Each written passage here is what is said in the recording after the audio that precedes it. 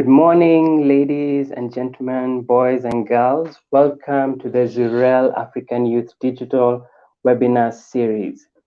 We're glad that you're here. So you can at least tell us where you're viewing us from. Are you excited to be, part of this webinar series? Because we are. And Yeah, we're glad to have you here. So please let us know in the comment section where you're joining us from, and one thing you're looking forward to. Anything else, just let us know in the comment section. And just to kick it off, so as you probably know, our goal as Zuriel is to reach 250,000 people and educate them in the youth, mainly the youth, and educate them about digital marketing, because unfortunately, a lot of people know about digital marketing, like the apps like Facebook, Instagram, and the like. However, not many of them are aware how to use them, to brand themselves. And this is just the start of a journey which we hope we will be able to achieve this goal in the next few years. And yeah, we're excited about it. We're glad we have three speakers today who are going with us on this great journey. So maybe some of you are asking, who is Zuriel? What do we do? And the like. So Zuriel basically is a digital marketing agency. So we offer digital marketing services, social media services. So if you want management of your social media, if you want a strategy for digital marketing, if you also want branding, that's where we come in. But our most exciting product or service is this series right here, because we believe that a lot of our youth need to be educated on digital marketing, and with this program, we hope that people will be able to brand themselves a bit, better. Let me just to share a personal story. So, like for me personally, I started my journey on LinkedIn just to see, because a lot of people have been talking about LinkedIn, and how you can use it to brand yourselves. And I think it's been almost a year now that I've been on LinkedIn actively. And so I decided, okay, let me, package myself differently. What would happen, in that 1 year? And so within that 1 year, I actually got to learn a lot. Now, well, I was able to grow my connection, meet different people, not just from Kenya, from outside. And at the same time, I've gotten the opportunity to actually, I've received job opportunities through the platform, which I didn't intend. So it feels like things like Brighter Monday and the like are slowly, as much as they're important, applications or social media channels like LinkedIn are where job seekers are actually coming to look for, your profile. They want to know more about you and what you're actually doing in the community. Because, I mean, how do you admit someone, you don't know? I think even for universities as well, they look at your profile, because I've seen, like in the past, some of the universities I've applied to, either before or after the application process, they've looked through my LinkedIn, and I guess they're able to find out more about you. So what you post actually matters. But I guess we'll find out more today from the different speakers and how they've currently been using digital marketing in their respective industries. So yeah, we're excited about the program. We hope you get to learn a lot from it, and we're trying to make it as practical as possible. So as much as we are having the different speakers come in, so as you probably know, we have three different speakers.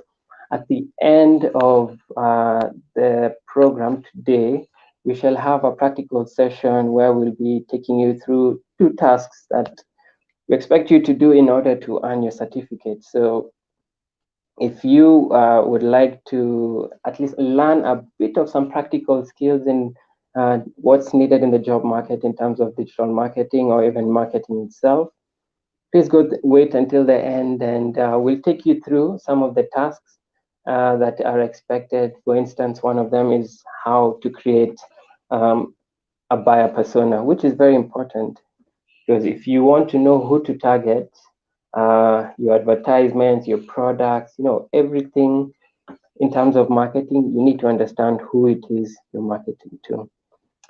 So yeah, in terms of that, that's all I have to say.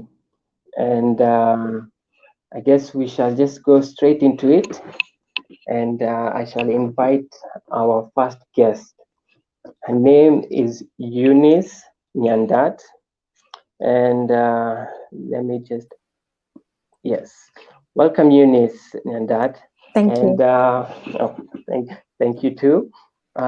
You're also telling us that you're joining us from Boston, right? Boston, Massachusetts, yes. Yes. Uh, how is it right now? And are you feeling, good? Yeah, it's 2 in the morning. So I feel Sorry. good. Yeah, I feel good. I'm excited to be here. But yeah, thank you for having me.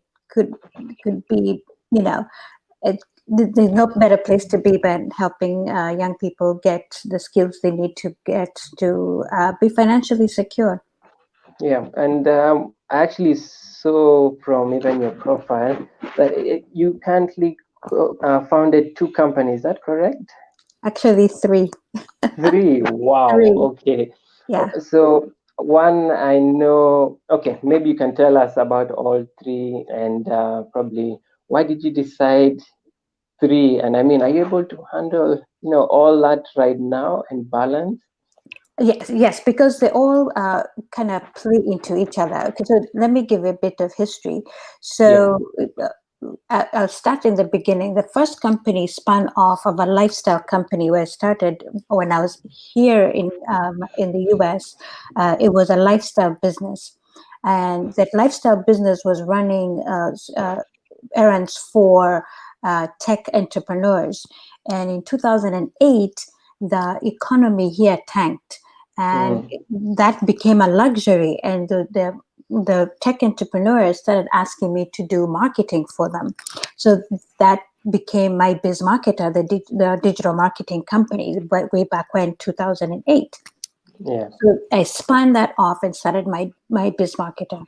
So starting my biz marketer, it was going great, and I was marketing startups in Atlanta, and I figured, well, let me see if I could do the same in Kenya, and I started, experimenting with a few companies in Kenya in 2014, and officially came back to Kenya in 2016, and I've Mm, been in Kenya since 2016, and mm, been working with startups since 2016, but started noticing that our startups aren't surviving. They're not doing very well, and that's yeah. why I spun off MBM Labs to help incubate startups Okay. from idea to commercialization. The idea here is, so if they start off in the right way, then their staying power will be better. They're meaning that if they've got the right product with a product market fit, Yeah. then they'll be able to survive, right? Mm, Then the yeah. next company I formulated was MBM Skills.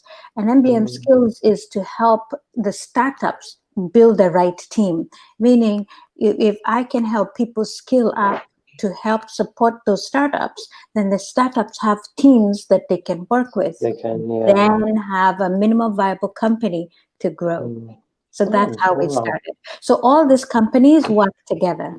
Yeah, I can actually see that, and that's Yeah, fantastic. yeah. And just before we move on to that, Mhm. maybe then could you then explain to us or tell us your story? How did you come from, where did you come from and how did you end up here in terms of, was it, did you see yourself doing this, a couple of years back, or how, what is that journey in between? Maybe some people would like to know. Gosh, I'm a computer science person. I was Oh, doing cybersecurity, and cyber. yeah, Okay. for one of the largest telecommunications companies in the United States. Hmm. So I was a techie, working with DOS attacks and, you know, what we call criminal minds, counterfeits, and all that. You know, doing cybersecurity stuff, right? Yeah. And my boss said we need to grow the cybersecurity product. And back then there was no product managers or product developers. Oh. We were just beginning. That role was just beginning to evolve. And he said, "Would you like to do it?" And I'm like, "Sure, I'll do it." And Yeah. you know, for me, I thought, "Hey, more money." So, So, and it meant, exactly. yeah, and it meant I worked from home. It which was, and you know, Wow. Even yeah, then. yes, 2007, 2008, working from home, that was unheard of, That right? was So yeah. Exactly. exactly. So I'm like, Wow. hey, I can do this. It's a global company. I'm running one. It was $100 billion product offering. Can you believe A this? 100 billion. $100 million, Oh, okay. the $100 million product. So this African girl was running that Oh, product. wow. So I'm like, Had you ever done anything like that? no, I had never had a job like that. Mm-hmm. I had no skills. I had no clue, but I took the job. And fortunately, Fantastic. my boss said he will, you know, she will mentor me through it. All right. Yeah. So Yeah. one of the things I was doing was I'd run meetings. I'd run meetings where I'd have the CEO of somebody, Bank of America, or the Hmm. NFL, or the baseball league. So all these big companies, Morgan Stanley, Goldman Sachs, all these big companies were Wow. sitting in the meeting, and I'm And the you were one running it. running the meeting. That So is amazing. so that is what told me I could run a company, because as a a product developer and a product manager, you're supposed to understand everything about product that you're developing. You're supposed to understand the Yeah. finances. You're supposed to understand the marketing. You're supposed to understand the technical features. You're supposed to understand the sales. You're supposed to understand everything, and Thing even the about product yeah. cycle, everything. So that gave me the gamsha, or you know, the Yeah. strength to Yeah. go after. So I fell in love with marketing from there, and entrepreneurship from there. Wow. Yeah. That is a like I'm just even trying to picture that. What can really prepare you for such a role? I mean, you're told you're gonna be handling Uh, $100 in terms of a product. Nothing. It really, if I had thought, if they even gave me, let me tell you, this phone call took place in my home, and Yeah. on the phone with the vice president of managed security, and he's saying, "Eunice, are you sure you're ready for this job?" I said, "Yes." Um, then I was running and as I was working, I had my lifestyle business. I said, I'm running my own business, so I think I Yeah. can handle it. I said, Yeah. we'll give you that. He didn't give me a chance. It didn't tell me I'd take a week to think about it. I think if they'd given me the week to think about it, I might have changed. You'd have Yeah, yeah. yeah, Oh, wow. mm, Okay, that is very interesting. yeah. And so, from what you've actually talked about, Mm. that seems it's important to have a mentor, I guess, within to help you. Yes, yes. Let me tell you this. My first meeting. So I was so scared. My words weren't I coming can out. imagine, yeah. I, I was trying to talk and no words were coming Yeah, out. I know that. On my Yeah, on my computer, my boss would text me and say, "Okay, now say this. Okay, now say this," and yeah. slowly I started to get building confidence. And then she'd write Uh, some notes for me, and she'd say, "Okay, now you need to just relax. These are people. They don't have to yeah, be they so are. scared. They're just people." And in It's fact, I true. was like, first of all, back then we didn't have video, so they can't see me. Ah, We didn't so have they can only, they can yeah. only hear me, so they didn't know what I looked like. They had no idea. And in fact, even in LinkedIn, I didn't have my picture. So I had my LinkedIn Oh, profile. If they looked me up, they didn't have my picture then. So Was that they, like an advantage? I think it was an advantage because I Yeah. think if they knew they're dealing with a black woman, they'd have probably Yeah, thought okay, I yeah. was incapable of Yeah. doing the job.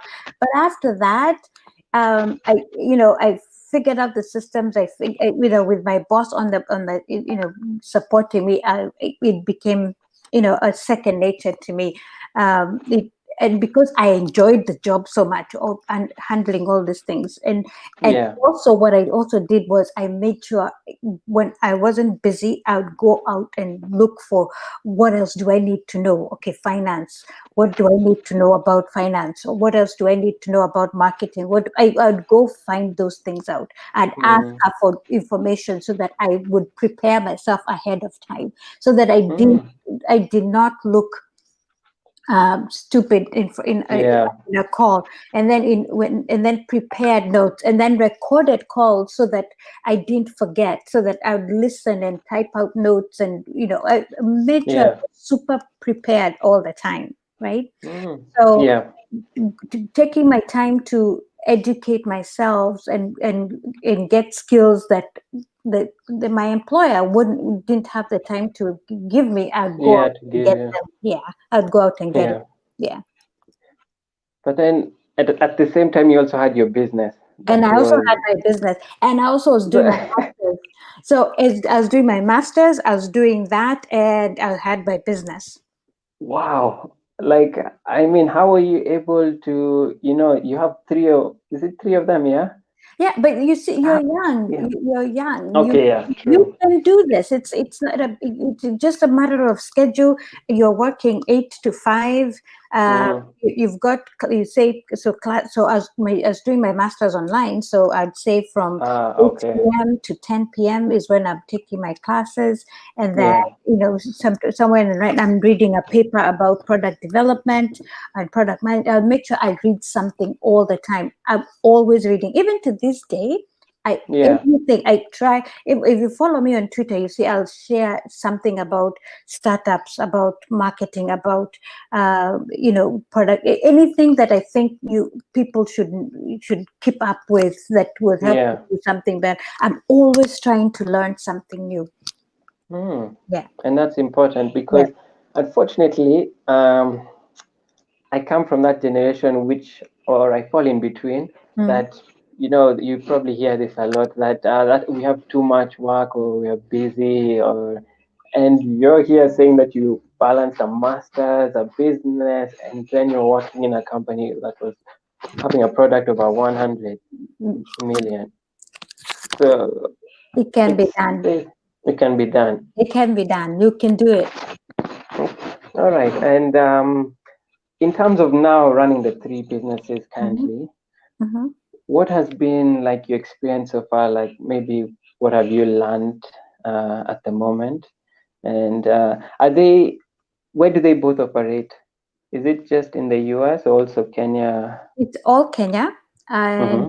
I have recently learned that we are going to try and support Africans in Europe and in America, Okay. um, because some of them want to return, and Yeah. they want to start businesses, Mm. and they some of them have been here for years and don't know To how do, to get yeah, started. to So we start. want to support them there. So for primarily everything is in Kenya. So it's providing product development, product marketing, go to market strategy for startups. And then it's not just Kenya; it's African. As As a long whole. as long as you're an African startup, we're helping you. I mentor Okay. startups from all over Africa. So Oh, wow. and then we provide services for African startups. So Okay. let's put it that way. Yeah.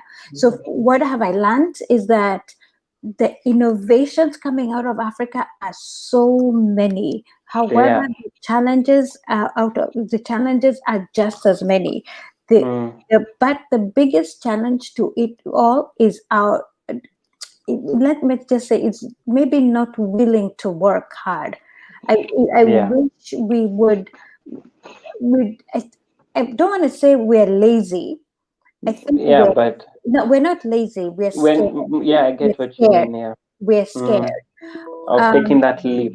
Yes, we're scared Mm, of taking that leap. We're scared that we don't, we're scared that because we don't have money, we can't do it. And mm, sometimes it's not money that's stopping you from doing what you need to do. very true. It's your mind that's stopping you. Oh, wow. And let me ask, in terms of now okay, for the part of the mentorship program, are Mhm. they usually paid or it's free to anyone who would like to? I've, Let me tell you, I've mentored so many, and I don't charge anybody for mentoring Oh, wow. at all.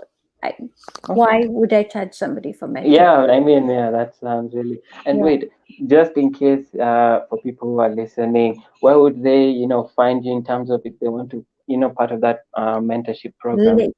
Find me on LinkedIn and LinkedIn. tell me why I need to mentor you. And then here's my caveat about mentoring you. I'm not going to come looking for you. You have to come You looking have for to me. come look. I And agree. you have to be strict on yourself, and you have to Hmm. keep a schedule and tell me why. And then schedule the time and make the time and be there, Hmm. because it's not for me, it's for you. It's for Yeah. exactly. Okay. Well, Yeah. and in terms of, it's unfortunate. I don't know if you've seen this as well, but probably you have. Mm-hmm. A lot of our like products in Africa, or let's say even Kenya, Mm-hmm. like is it called, even the designs, the print are all Mm-hmm. being found in other countries, Yep. and there's no, the copyrights, the trademarks, and all this. So do you also take, the youth and anyone who is coming to approach you for mentorship through that process, and even maybe, help them if they have a product that needs to be patented, then you take them through that, or what do you think about that whole issue? So, of IP protection is paramount. It's important, but there's certain things that you can't protect, right? Mm-hmm. And I hear startups coming to me. Well, we were telling my idea how Yeah, how certain am I that you somebody's not won't going take to, it. yeah, Yeah. will take Mm. it. Let me just tell you this: your idea and the way you execute it is yours and yours alone. I could take your idea and I probably will not execute it the way you would. The way you see it and the way you envisioned it is not the way I would see it and envision it and then execute it, right? Now, Yeah. I could have money and be able to execute it. But see, you had thought of things that I have not thought of. And maybe Yeah. the market would have resonated better with the way you executed it and much better than I, right?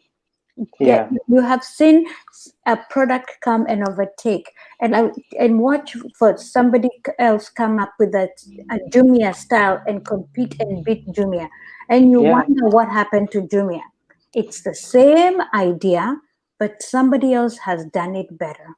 Okay, it's Yeah. so don't worry about that. If it's something that already exists in the market and you just have some provisional adaptation to it that you can patent, you can do it, but only know that it's only going to last so long, and that then it may You be can 10 do years, that. and then it's opened up, and then somebody else can even add another provisional to it, right? Yeah. Yeah. So, but for ideas like that are e-commerce, or that is not so new, there's nothing you can do about it, right? So Yeah. you just have to proceed to market and try and get ahead of the market and ahead of the competition as much as you can, and do a better job to keep competition at bay. That's all you can do. That's So all you can do. basically, people should not worry about the No, idea being taken. If never they worry about have, that. yeah. So if they have something that's unique, something, and it's also how you treat your customers, Yeah, of course. People will absolutely. always come back, and Yep, they'll tell each other. yep, Yeah, so okay. yep. And so far, what are some of the, like, the challenges you've currently experienced? It could be working with the businesses or maybe the people you've worked with. Yeah, what have been the challenges so far for you?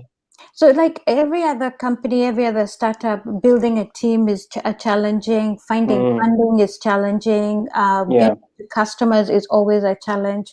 Knowing what the economy looks like for Kenya is challenging. And in fact, this is something I'm tossing out to all our startups: is to think beyond Kenya, because Kenya's market tends to be driven by our government, which then, when our government is not working, then there's no then money. yeah, I There's no money, agree. right? So, and then Yeah, when we have an election, then everything comes to a screeching halt, and the recovery time then takes so long takes, that yeah, kills the business. And then look what mm, COVID has done, right? It's yeah, completely killed a lot of a businesses. lot of businesses, yeah. Exactly. Exactly. So expand and go beyond. There's nothing stopping you, especially if you're a service.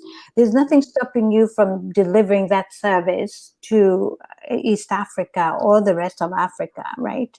And with the Africa opening its markets up to each other, no reason why we shouldn't be selling goods to each other now. Yeah, Yeah. and but then I find it interesting that are there a lot of barriers for now if I want to work with different African countries?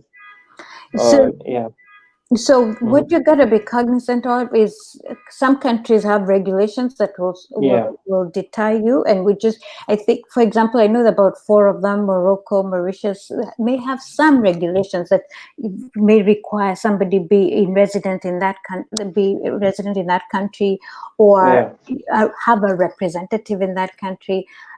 So you just have to look and see what regulations you have to adhere to when you're conducting business there. All you just have to do is just conduct your business like you would in Kenya. Look at what the rules are. That's all. So you're okay, entering a market. All you do is make sure that you're adhering to the rules of that country, making sure that you understand the currency and understand the currency fluctuations between the two, so that you're monitoring your profit margin. So if you're selling a product in a certain country and there's currency issues, fluctuations back and forth, you're making sure you're protecting your profit margins. yeah, Yeah. okay, all right. Thank you for that. And I guess one of the main areas we, well, as Zuriel like to talk about is digital marketing. Yes. So, how important is it for small businesses, maybe like even the ones you're helping, or just in the as you see it go? Gosh, Mm, if there's anything I know for sure that people should, businesses should attempt to do, is digital marketing. At least I know this as a business owner. It's the easiest to enter. Traditional marketing was slightly difficult for a business owner to attempt on their own. They need an yeah, expert. Even now, I think digital marketing is getting still, a yeah, little bit complicated and a little complex and a little vast, right? But there's a few yeah, things as an owner, or an owner can do on their own, that they can attempt to do. Selling on Facebook, on Instagram. yeah, You, yeah, anybody can do that, right? Anybody can yeah, do that. exactly. Mm, And it won't take you too long to learn, right? It's the complexities of content strategies, email marketing, video strategies, that maybe exactly. takes away from the business owner having to think about the business holistically and then doing all that.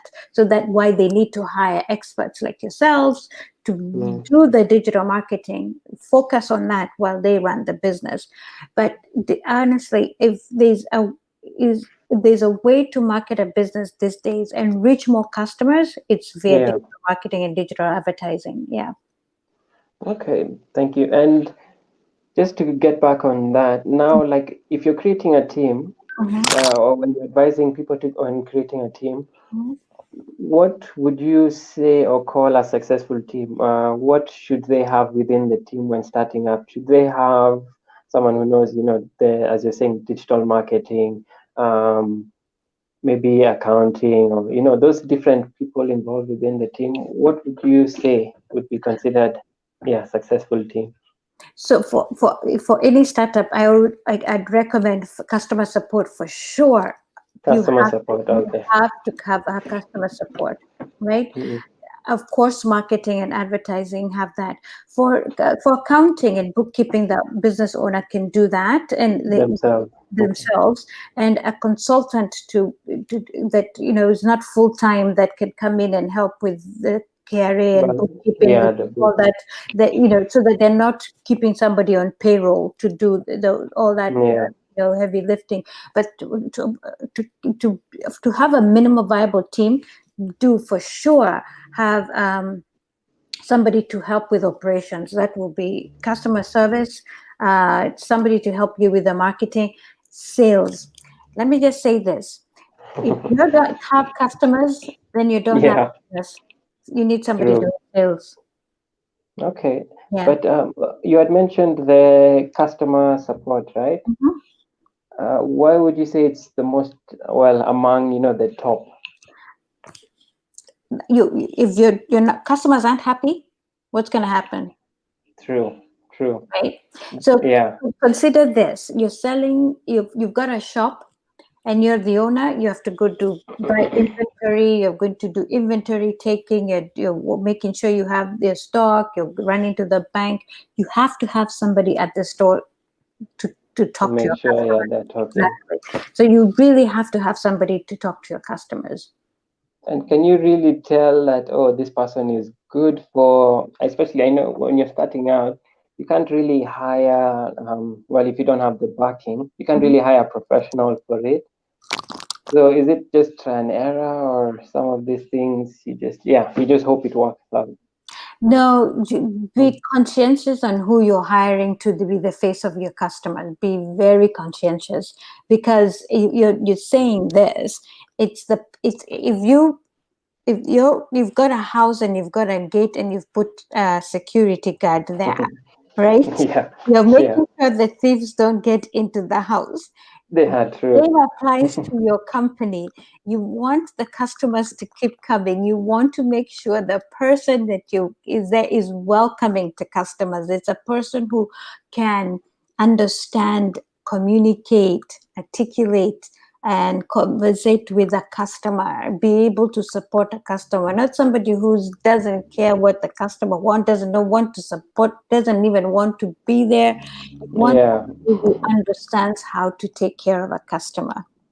So Okay. yes, that first hire that supports the customer is super Yeah, important. In important. fact, pay them a little more than you pay yourself. Before, even don't pay yourself, pay them first. Pay them because Pay, they'll handle the people coming in. pay them first. Don't pay yourself, Mm, pay them first. okay. Yeah. And I'm actually curious, have you ever encountered, from the people you've worked with, a difficult team per se? I don't know.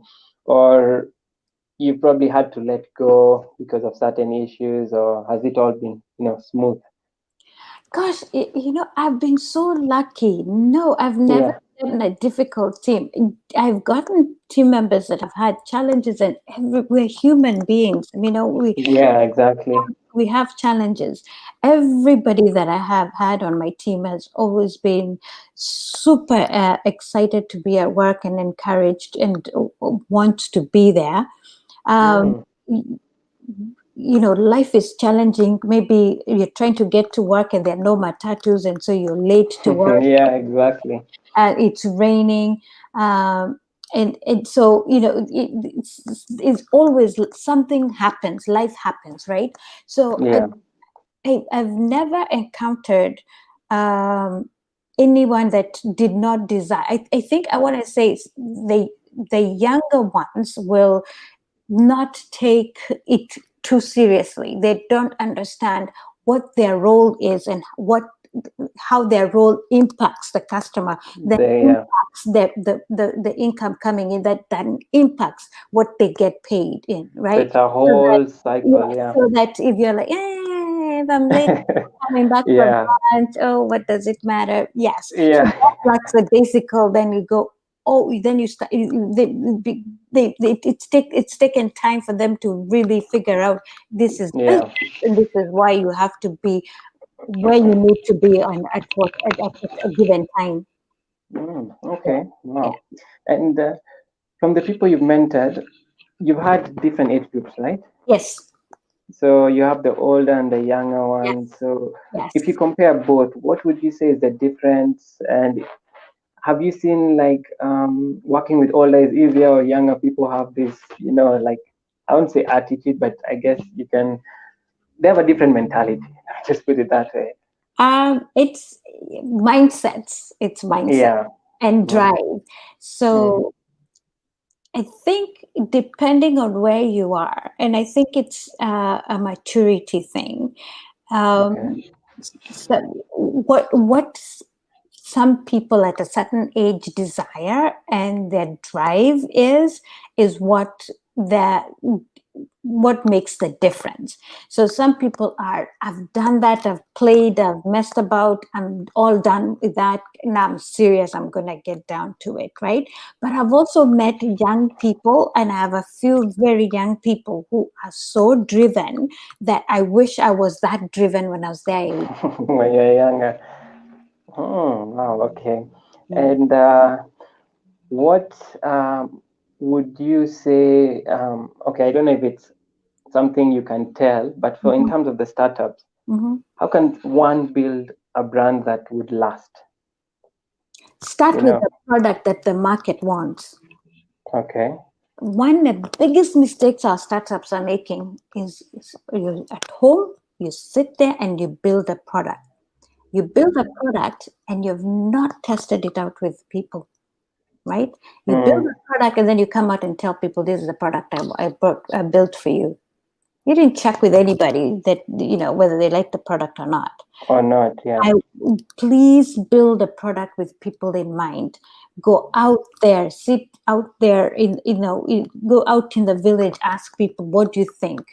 Would About the you use this product. product? Yes. Would you use this product? Do you like this product? Right?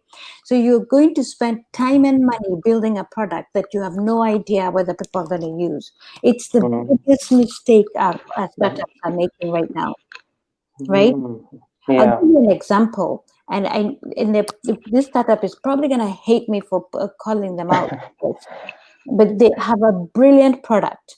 They've got a product. It's an eyeglass for blind people, right? Ah. It's supposed Yeah. to help them determine who's in the room, but they never Oh, tested with a blind person. they never. Nope, So they don't know. they You don't. can't even tell if Nope, the they don't. person actually. Yep. Wow, but they just advertise it. So you have no idea how the blind person functions. If you do not Yeah. have that blind person wear those glasses and then tell you, okay, this is how I'd like to wear my glasses, and this is how Yeah. I'd like to go about my day. So then This this is is how it how, feels. yes, Yeah. then what's Mm. the point? So you've done all that spending of buying parts and bits and stuff, build it, and then for him to tell you, I can't use I it. don't. I Yeah. can't use it. Wow. Because that actually just You can't reminds me of make him use a product or him or her. Yes, yeah. Because there's the book I probably you've read it in terms of your journey, the Lean Startup, yes. where he talks about making the minimal viable product. Mm. So is that what all startups should do and then test it out, or Absolutely. Every step of the way, you're asking people to try it out. Every mm. step of the way. And this applies also to services. Is that easy to offer? Absolutely. I'll give you an example. When we started Yeah. BM Labs, we had the idea in 2019. We played around with it, and we were talking to people, and then 2020 we were supposed to launch, and then COVID happened, and we figured, well, things are happening, and we thought we were going to do in-house, we Yeah. we come to a location, we've got offices and all that. Well, we can't do Mm. that because of COVID. Because of Now social distance. it's virtual. But we started with this. We're going to start with one startup. we're going to experiment, and we bring another startup and experiment Mm. and figure out what works, right? So each startup is telling us, okay, we like this, we don't like this, and so they're giving us. So we're building the product with our startups. They're telling us what Yeah. they like out of the program. What you should be And doing. yes, Yeah. they give us feedback. So we are taking our advice that we give out is what we're doing ourselves, so that we're Mm. building a product that our customers can use, right? Mm. Yeah. Yeah. Makes sense, and that's actually good because I mean, who are you selling to at the end of the day, right? Exactly. Yeah. Okay.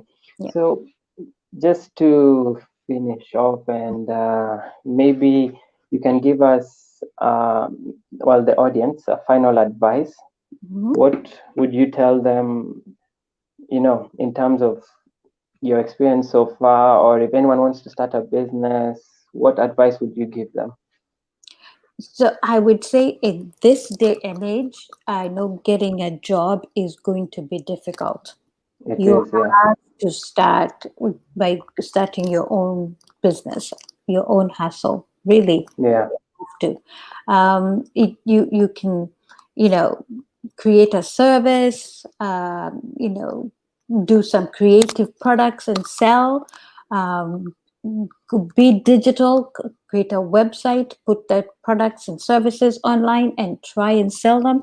Use your LinkedIn profile to get yourself some visibility, and not just in your village or your location. Just get Yeah. global visibility, right? So not just Remember, within Kenya. yeah, not within Kenya. I Mm. just you saw the story of the young boy who was doing the ballet dance in the rain, Oh, and yes, you yes, saw that, yes. right? Yeah. He, I can't tell I you even I couldn't believe how, yeah.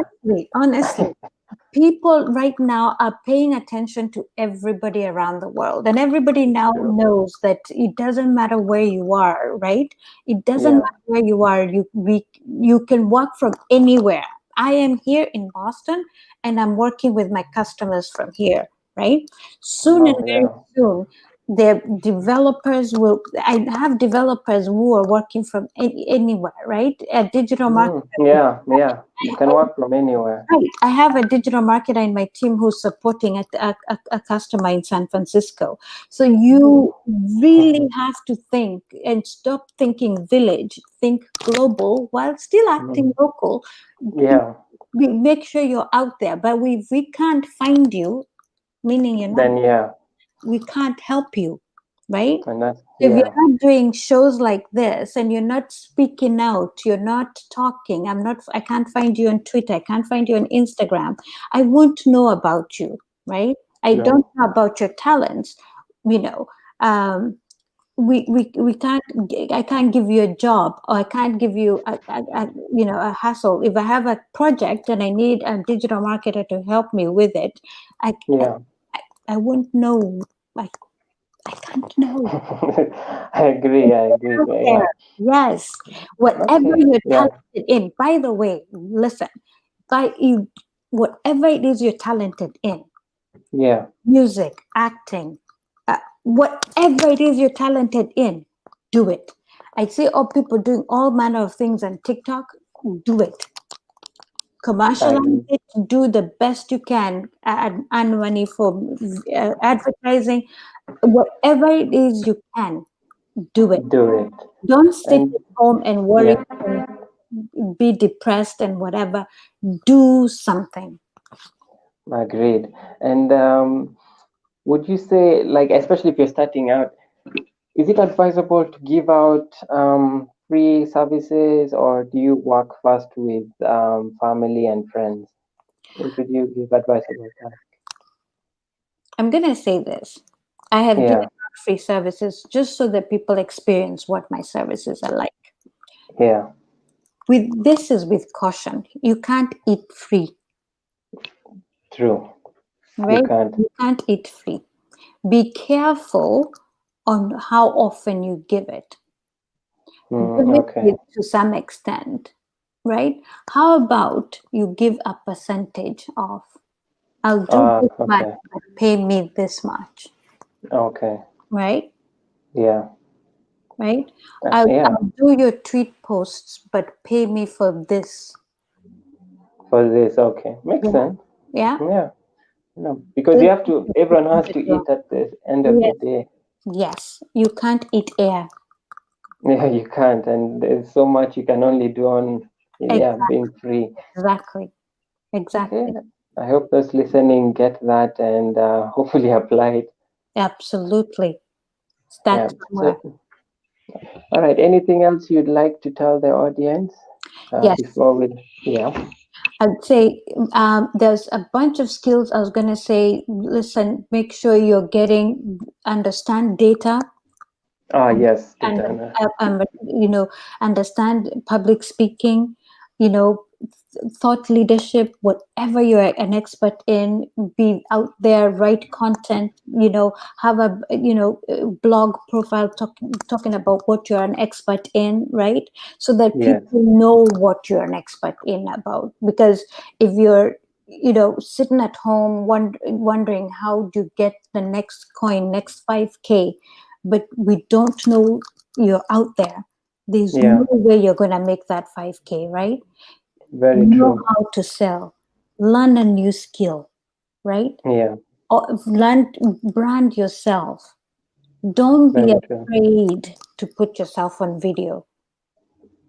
And then That. Yeah. do not be afraid to give back even. If you're going do this, volunteer. There's always conferences coming up and community stuff that you can go volunteer But yeah, for, you that can. that then help you build your networks. They say your network is your net worth. So your LinkedIn Very true. network, look at it, look and see what stuff is coming up and participate. That helps you also get visibility. Comment, Agreed. interact on LinkedIn. People are discussing stuff. Put your point of view across. Agreed. Yeah, because it's unfortunate from what I've seen, like even from the people you may know in your own network. Some of Mhm. them you may ask, "Do you have a LinkedIn?" And they're like, "Yeah, but I've not used it or updated it." And it's a bit sad because that is also what could help them in the next few years. Mhm. Get to the dream job they may want. Yep, Because they say, absolutely. yeah, they say you're one connection or even maybe even three from the person you need to meet. Exactly. Mm. Absolutely. So if you're not on LinkedIn, you get on LinkedIn, invite me to link with you. Absolutely. And here's another way to use LinkedIn. If you see a Yeah. job and somebody in the job is the people hiring are linked to me, and I can do an introduction. That's Oh, another wow. way Mm. of using LinkedIn. Yeah, if, if exactly. if I left the job and you see the job they're hiring is Eunice left that job, you can ask me what was the job like.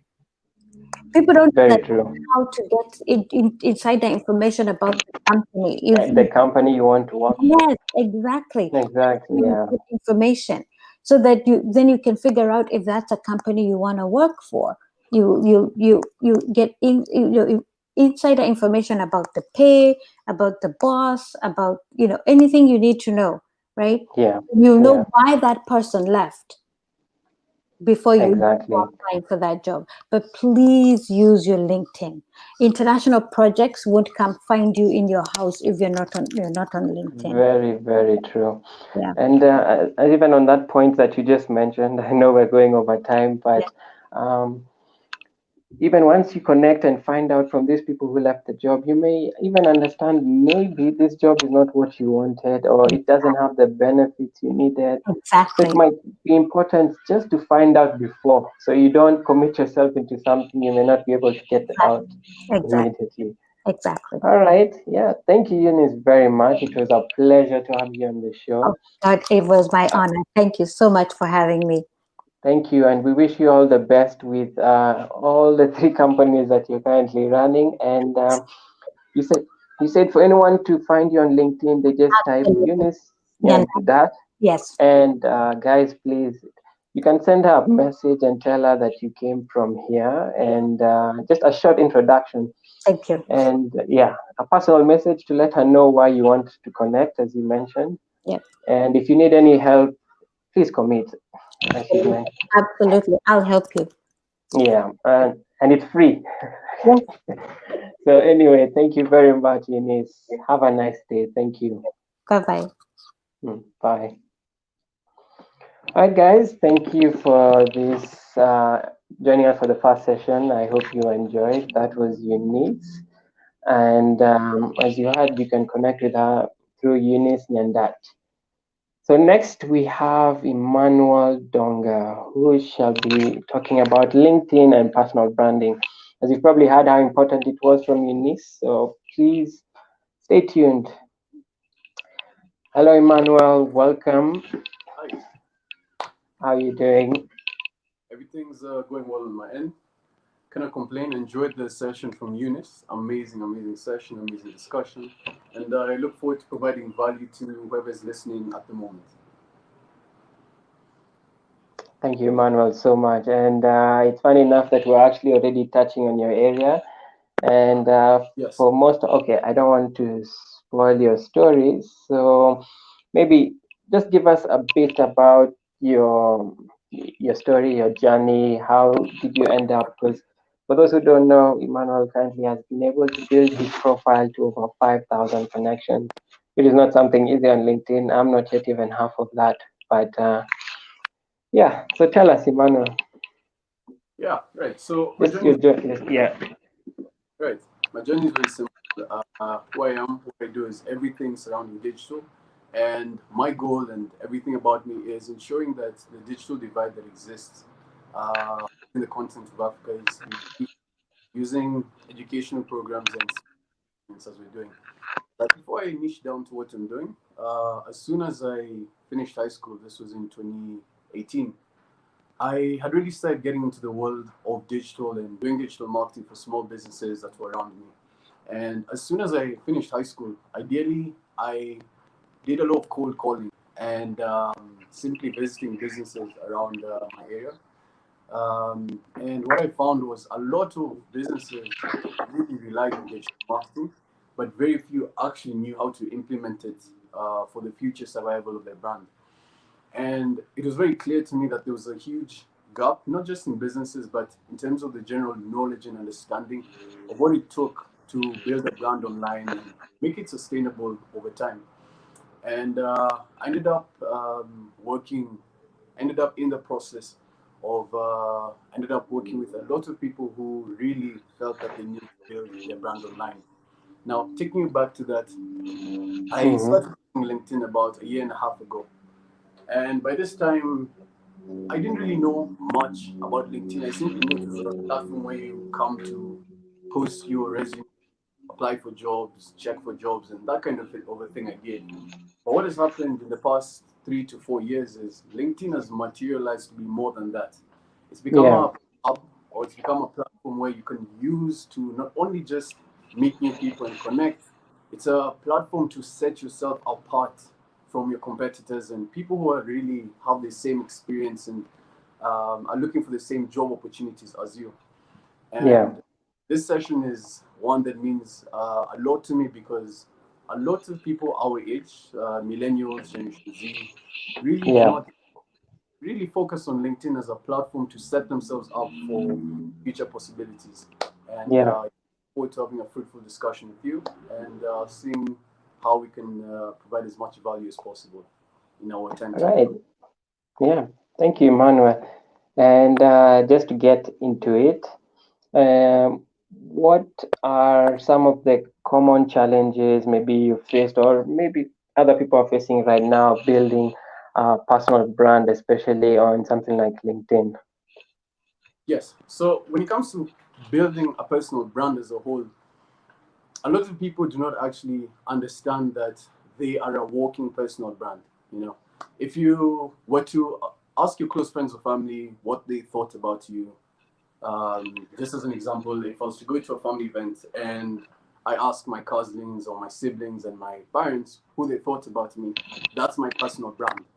A lot of people do not believe that they need to build a personal brand, and that's one of the greatest illusions that sets people back from actually building a personal brand, but really just in life in general. Most people feel they need to pull back. They don't need to talk about who they are. They don't. And you know, at the end of the day, if that's who you are and what you want to do, no problem. But what you need to understand is you're limiting yourself from future possibilities or even present possibilities.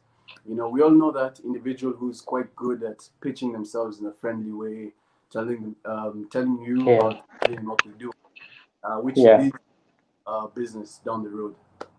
Now, one of the greatest challenges when it comes to building a personal brand, specifically in Mm-hmm. is most people have this belief that number one, they do not have what it takes. Now, I'm Yeah. simply speaking from the position of the youth. You know, you Yeah. come home and you see all these different people who have all this experience, who are doing these amazing projects, and it's simply overwhelming. It's actually Yeah. overwhelming. I remember that was the exact same thoughts and feelings I had as soon as I logged onto LinkedIn. It was just overwhelming. And most people It feel is. that and do not really do anything about it to actually set themselves up, as I keep saying, for future possibilities. The Yeah. interesting thing is most people do not know actually simply how to start, you know, how to actually start a personal They brand. don't. Yeah. The reason why a lot of people do not know how to start is because they do not know why they actually need it. And I can give a simple example. Mm. Um, you can just take the example of a student who just graduated university as a Yeah. simple example, and they're looking for a job in finance, accounting, somewhere along those areas of Yeah. interest. Now, someone will come on LinkedIn and simply use it to apply for jobs.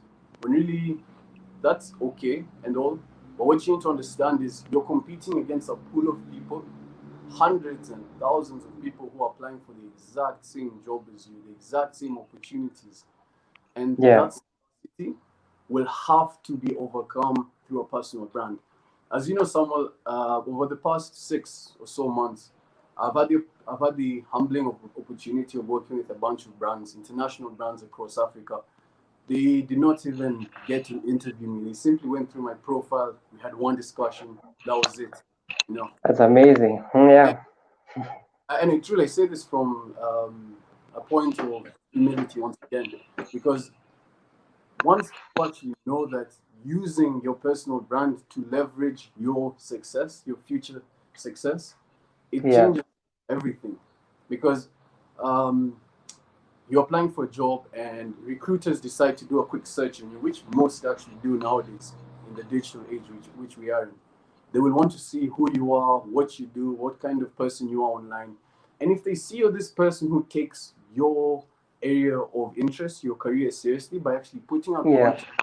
content on Facebook, Instagram, if you're the type of person who's consistently sharing thought leaders' content, if it's the type of person who's constantly doing research around your industry, putting out your thoughts in form of blog content, video content, you will be immediately setting yourself up for future possibilities, as I keep saying, and separating yourself from your competition. Okay. Yeah, thank you for that. And just to ask you, so you know, maybe one of the audience out there who's probably thinking, okay, that may sound easy, or maybe it doesn't apply to all markets. So for me, in my, let's say, am I limited? Can I be in any industry, any service, and still brand myself online? Because maybe some feel that it might be boring, or something like that. So is there only certain industries? Because maybe on LinkedIn, as you've seen, there are people from certain areas, or would you say anyone can, in your opinion? Okay, that's actually an excellent question. And what I'll start off by saying is if you believe your industry is boring, let's say I'm a tech guru and I'm really good at computers and that kind of a thing. Now, if I genuinely believe that me putting out content about advice or simply FAQs that will help an individual solve a particular problem that they really have, if I think that is boring and that's my area of interest, what I'd start off by saying, just based off your question, is I'd ask you to simply look at a hard look at what you're doing and ask yourself if that's something you want to keep doing long term. Because if you're not proud about what you do, if you're not Yeah. proud to simply even have the grit to talk about it with other people, chances are that's simply something you do not have passion for. And to Yeah. your point, I'd say you need to have passion in regardless of what you do in life. Regardless of what you do in life, you have to have passion. Now, when it comes to the content side of things and building essentially a brand, there's different ways that you can do it. Now, when you talk about LinkedIn, you can do audio, written, and there's audio, written, and video format. Yeah. Now, audio could simply be what we're doing, a discussion. Yes. Blog could simply, written could simply be using blog format, and the video is once again as we're doing. So audio and video are tied together. Now, the hardest part, coming back to when I actually started LinkedIn, the hardest part was actually deciding putting out that first post. I'm telling you, I typed out my very first blog and wrote it Yeah. over and over. And just as I was about to post it, I deleted it. You see, Mm. deep down, deep down, I knew as I entered the platform that there was so much Yeah. to give. There was so much more I could do in terms of Yeah. providing value to people who are looking for digital services. So my initial starting point was okay. There's this problem, or there's this group of people that know that they need digital marketing within their business, and a lot of people do not know where to get that, if you may, specialized person to come in and do that for them, to find the right person. So I'd simply start off by writing blogs that would answer questions that people would have when implementing a digital strategy to their Yeah. business. And what that did is it opened up, opened up discussions, it opened up consultation sessions in which I was able Yeah. to, in a week, within my first 3 months, within a week, I was having about 3 to 4 meetings from people who simply look at my content, be interested, and think, that's something similar that I go through, something similar that I need a solution to. It will open up the possibilities to actually get business in that regard. Now, in the beginning, I mentioned as to how I do a lot of door to door and cold calling, and that's how essentially I got started within the digital space and digital marketing. But what happened is over time, as I began to build my personal brand, is the market would now slowly come your way, because what you're doing is you're giving more value than you're asking. Yeah. When you go to businesses, they have all the leverage. They understand what they want, they understand what they need, and they're telling you if they want you or not. When you're putting out content, when you're building a personal brand on a platform like LinkedIn, you Yeah. end up having the leverage and the roles are reversed, because the customer is now coming to you. The customer is now interested in you versus you interested in them. In And them. Yeah. regardless of your field of industry, you simply have to get started. You simply have to put your neck out there and be willing to take criticism if your content is not good. Because that was one of my biggest setbacks, if you may, because it was me, simply young, 20-something-year-old who really knew that there was Yeah. thousands of people who knew way more than me, but I knew that if I was to get my foot in the door, I had to do something about it. I had to put out content. I had to put my name out there, which led on to where we are today. Yeah. Thank you again for that. And I don't know why you didn't mention to the audience that because of through LinkedIn, I've seen that you're able to get the chance to go for uh, the forum that you attended the other day, World Innovation Forum. Yeah, And I mean, it's really giving you a platform to brand yourself as an industry leader or expert, if you like. yeah, And I mean, you're still in your 20s, which is amazing. And it's something I think a lot of us need to think about, and we really don't. Because actually, on my next question, what would you say about the difference between personal branding on LinkedIn or than another app like you see, like Instagram? Because a lot of, especially people within the youth, or let's say teenagers as well, moving yeah. back, are all focused on Instagram, Twitter, Facebook, and no one is saying those are bad, but you know, why would you say LinkedIn would be better off? Yeah, that's actually a really good question. And I wouldn't say LinkedIn is better off per se. I would look at it and explain it to someone who is confused as to which platform to focus on is where are your customers? That's the basic question. I really like how Eunice really drilled the nail in the head, or really struck the nail in the head, where she said that you are to start up a successful product, you have to focus on the customers and the use, how they will experience your product, and the functionality and that kind of a thing. Now, when it comes to LinkedIn, the reason why I advise LinkedIn for anybody across the board is LinkedIn is a professional platform where people have a business mindset. They have this mindset where they'll come in and do business.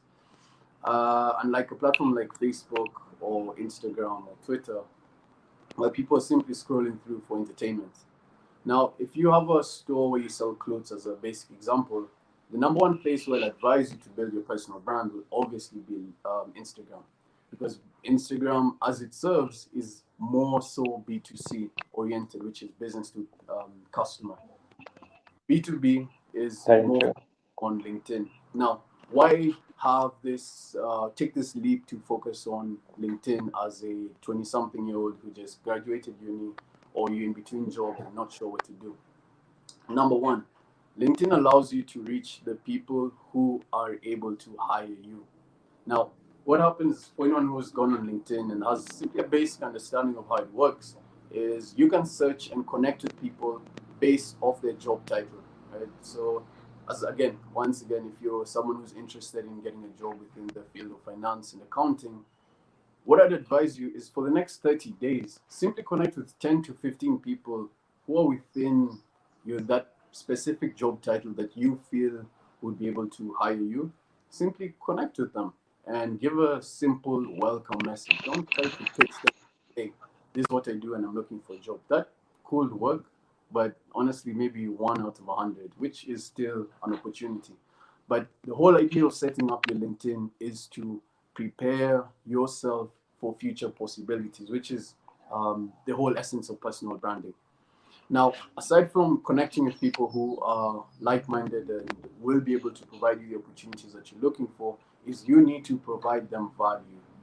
Now, one thing I'm big on in terms of Mm-hmm. how to create a strategy in terms of on LinkedIn and building a personal brand, you have to educate and entertain. Now, educating is simply providing value. A basic example is if I own a car dealership and I'm looking to get leads for my business, that is, and I'm looking to Yeah. build a brand for my car dealership, I'll educate my audience by creating a bunch of blog posts, and one of the titles could simply be 5 things you need to know before buying your car in Kenya, as an example. Yeah. 5 things before buying a car in Kenya. That will allow your audience to see you as someone who has credibility and authority. Not all the time, but as long as you're solving the problems of, as long as you're solving people's problems, immediately Mm-hmm. put yourself in a position of authority. Second Very thing true. is entertainment. Now, entertainment will come in different forms. You could now, this is now where you work with a digital team who now Yeah. organize your content strategy and that kind of a thing, to allow you now to not only just educate and make people feel like this is like a lecture, but simply provide entertainment where people can share with their friends, tag their friends in different posts. Having that as a as part of your plan when building your personal brand is what will Yeah. then have this, if you may, this this brand that people are willing to associate with, willing to share with their friends. Agreed. And it's very true, not just on the business side, but also for myself in terms of using LinkedIn.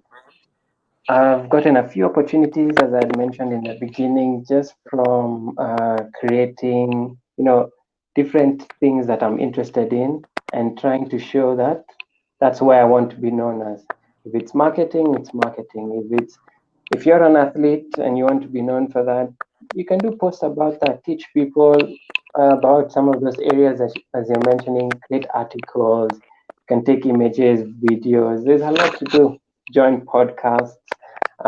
Yeah, And I'm glad. Thank you for sharing about that. And how, if, well, of course, there's someone in the audience that's probably wondering, how do I build a strong brand presence? You know, when you're starting from zero, I probably have 10 connections on LinkedIn. I have all zero. Yeah. So tell me, what can they do to, bring themselves to that next level? Or maybe, I mean, or even how long do you think it would take them to reach that, like you, 5,000? Yeah, yeah. Okay. First things first is you need to understand, or at least you need to know within why you're building your personal brand. Is it Yeah. that you are a young person who's setting yourself up for what I keep saying for future possibilities? Are you a brand that's looking to generate leads and then onto conversions? Or are you simply someone who's in between jobs and is now looking to actually get a job immediately? You need to understand that and make it very, very concrete, which will then materialize into how you create a strategy into educating and entertaining your audience. Okay, but to give a broad and simply general answer when it comes to this is number one, you need to build an audience. Now, coming back to what you said, as much as I do have 5,000 plus 5,000 connections, you and I both know that we know people even who have 15,000, 20,000, but they barely have any engagement or any people who are interested in their brand or in them as a person. And the reason for Yes. that is they've not taken the time to understand who their audience is and how to actually get their audience to leverage or find value in them.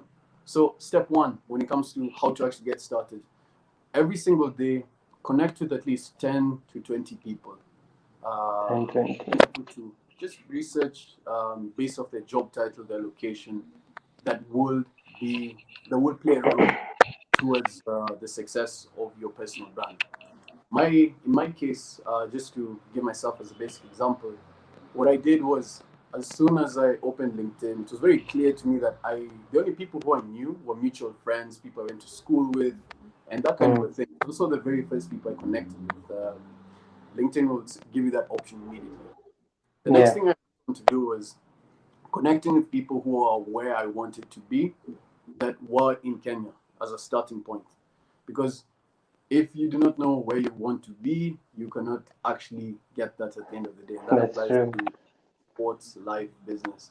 So I simply wanted to study what they do, what they post, what kind of things do they enjoy interacting with. Understand the platform. Take about a couple of days, I'd probably say a week to 2 weeks. Understand the Yeah. platform. See what your peers are posting. See what your people you consider your idols or people you'd consider your mentors, due to a lack of a better word. From there, keep on building your audience or your connections for a period of 30 days.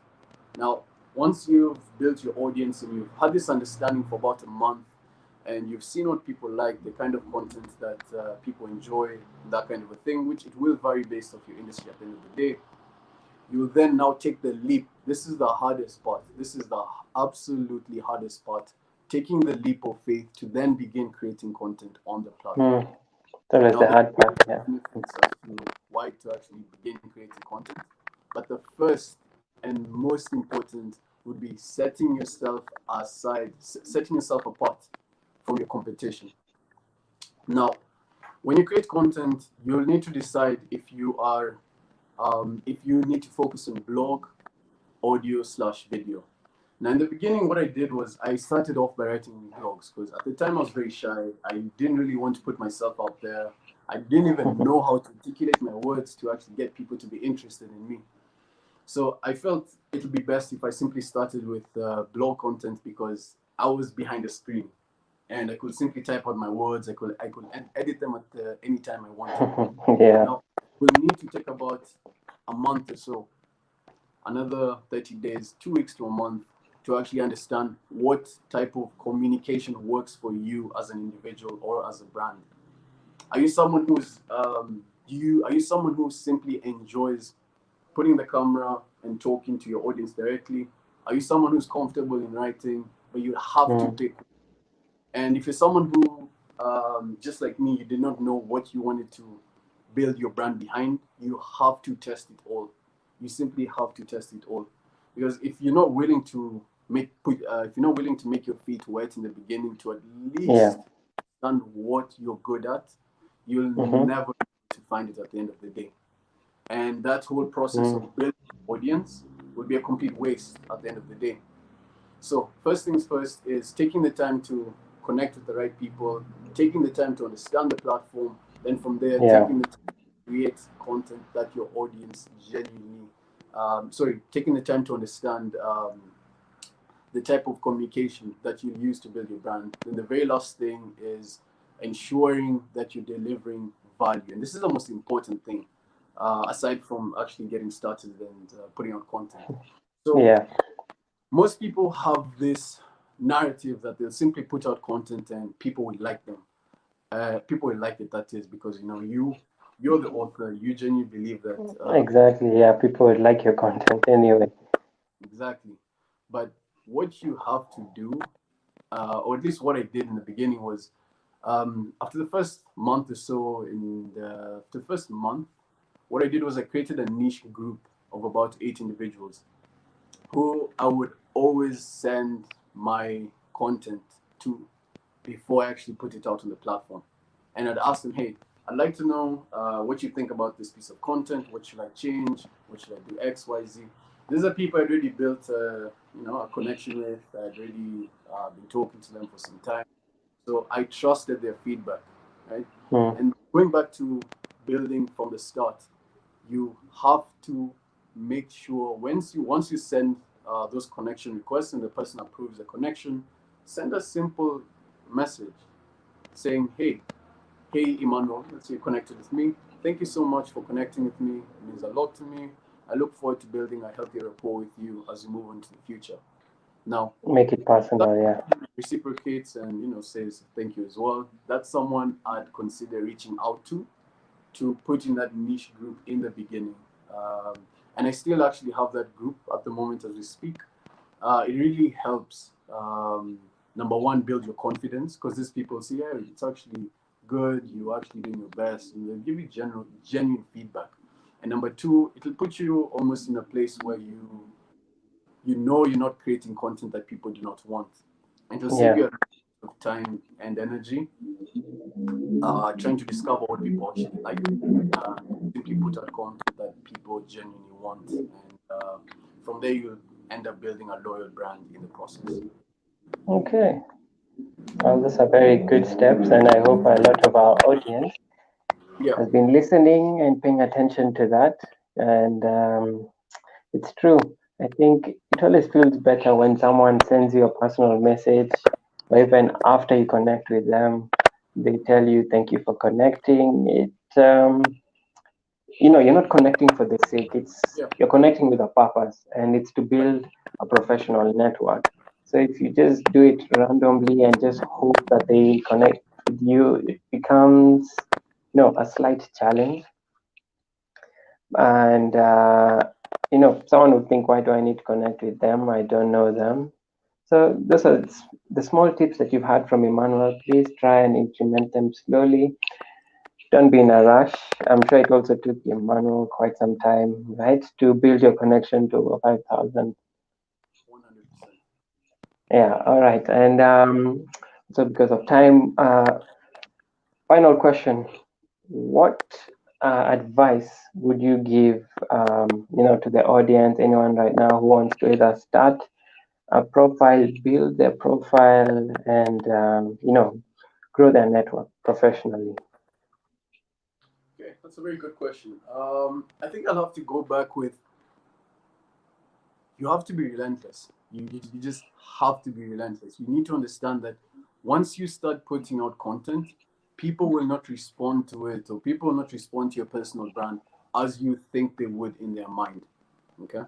For the first 3 months or so, generally nothing was materializing. As much as I had that niche group or helping me create to understand how to improve my content over time, nothing actually materialized within the first 90 days, or rather in the first 3 months. And Okay. that's something that would really affect my motivation when it comes to going out and creating new content and finding what else to put out. It does. Another thing is, you need to understand why. As I said, you need to understand why you're building a personal brand. When I got on the platform, when I got on LinkedIn, I really was passionate about speaking and doing this kind of speaking engagements, and I'm still really early in the process that I don't really feel I've made it or really done anything significant to be joyous or proud about. I'm simply humbled with everything that's coming along the journey. I'd say one of the proudest moments was the opportunity I received to speak within the World Innovations Forum, international platform that had an amazing group of speakers from across the world. And once that materialized, once I actually got that opportunity among also the others that came along the way, those mini achievements are things you have to hold on to.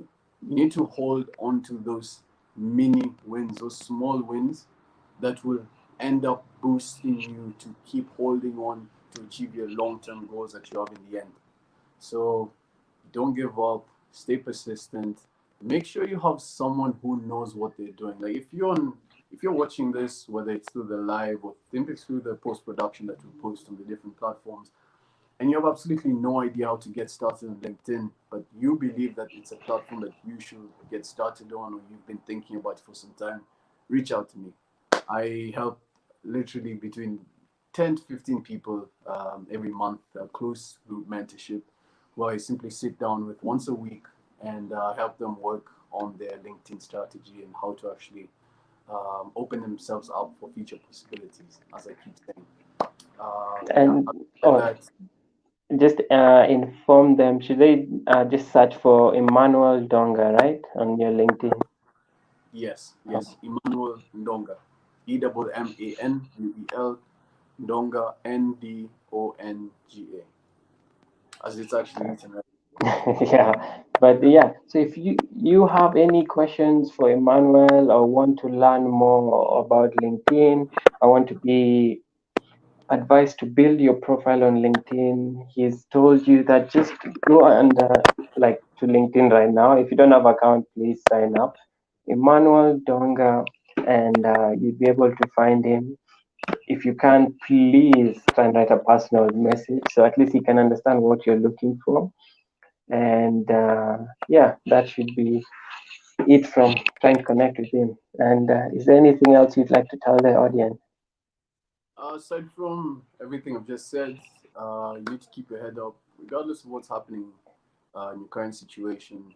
What you need to understand is most people, this is not just in business, but in life as a whole, your mindset when it comes to approaching what you do is everything.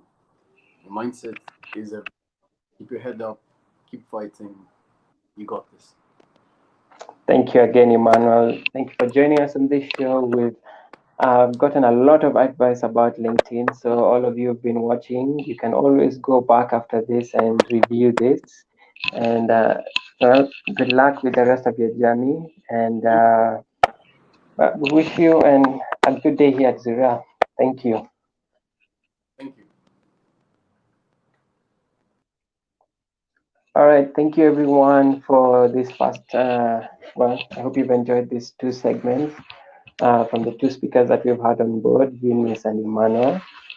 Next, we shall be having Esther Isoe, who will be coming in to talk about untapped opportunities within the digital space. So stay tuned and hope you enjoy as I now invite Esther.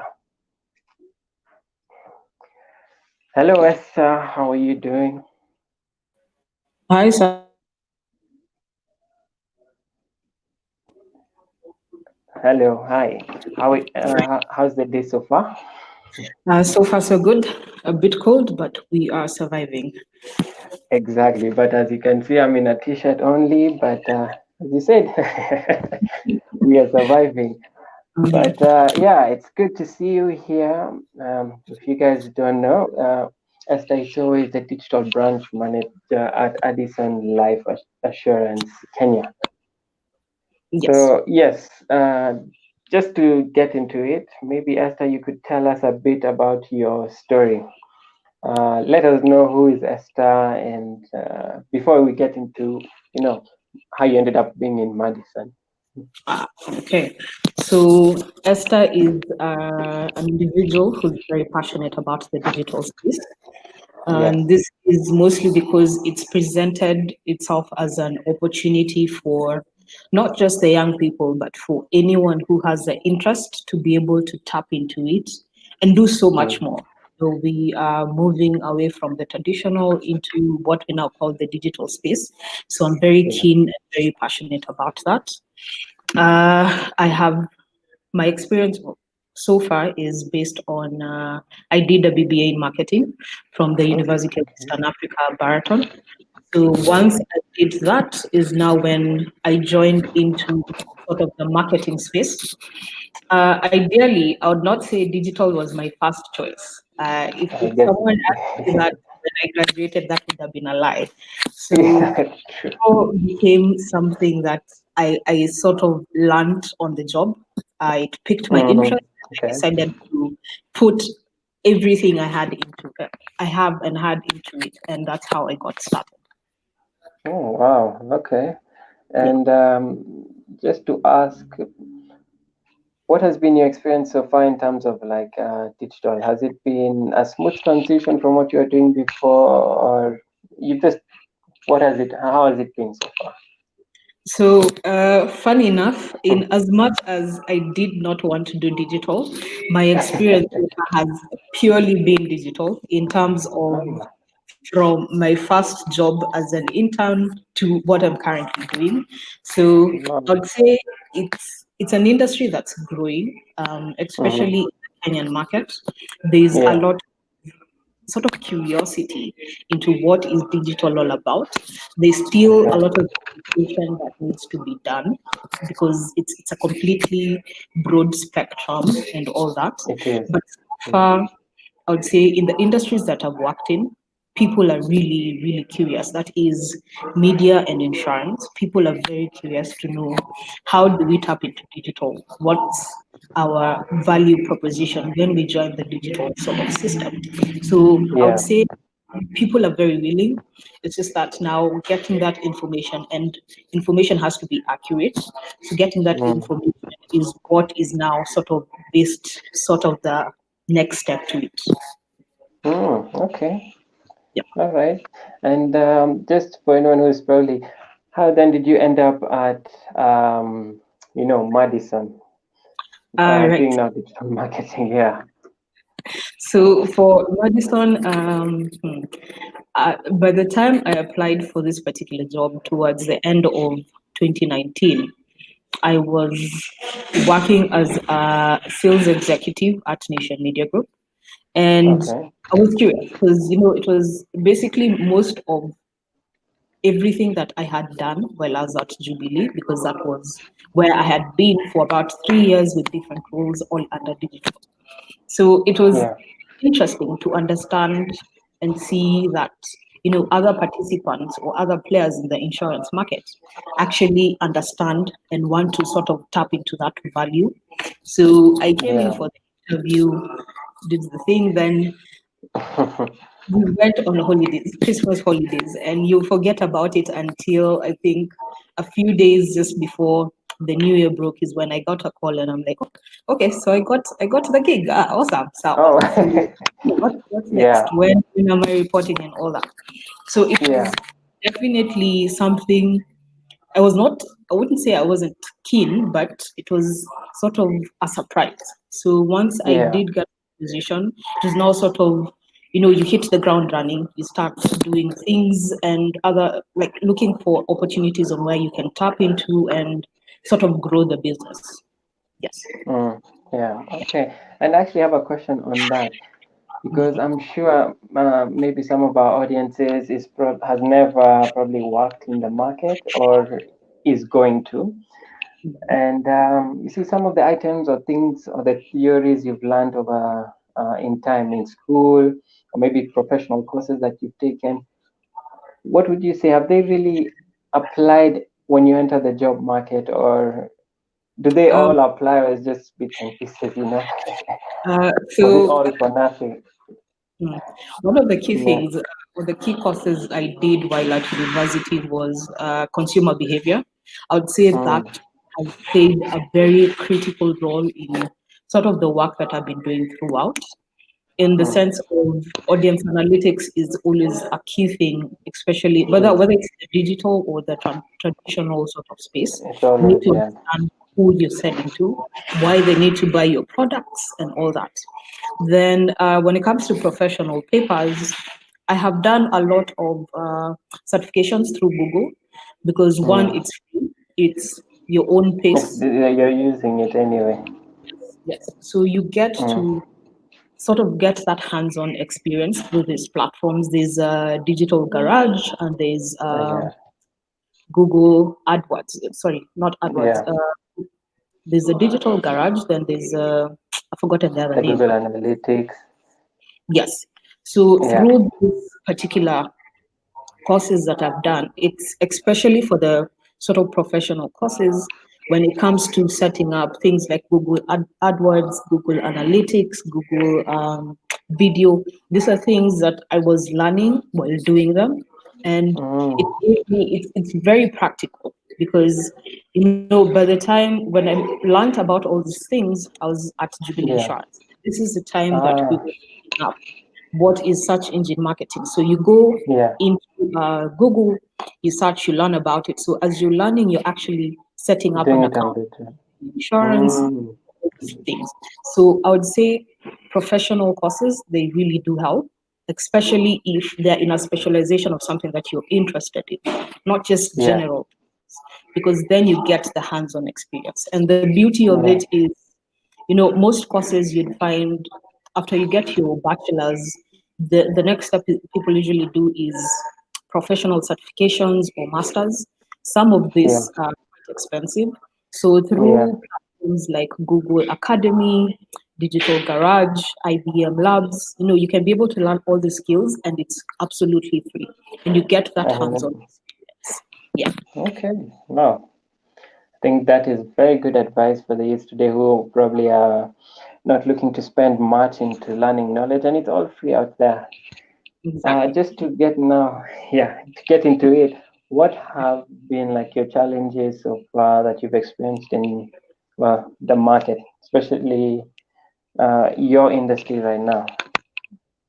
So I would say in the insurance industry, the Yeah, biggest challenge when it comes to the digital space is the aspect of people are looking at really quick wins, and that's digital is supposed to be treated as a branch, an autonomous branch on its own. yeah, So me you too. have to, it has to go through all the processes, the steps. Mm, You set it up, get the marketing budget, set up the products, set up the audiences. It's an entire process.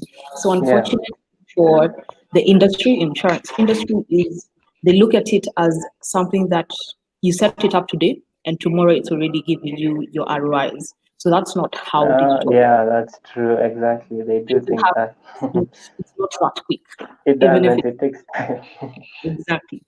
Then the other Yeah, challenge, or rather, one of the key things I've noticed in the insurance industry is the fact that we people are very interested in the industry.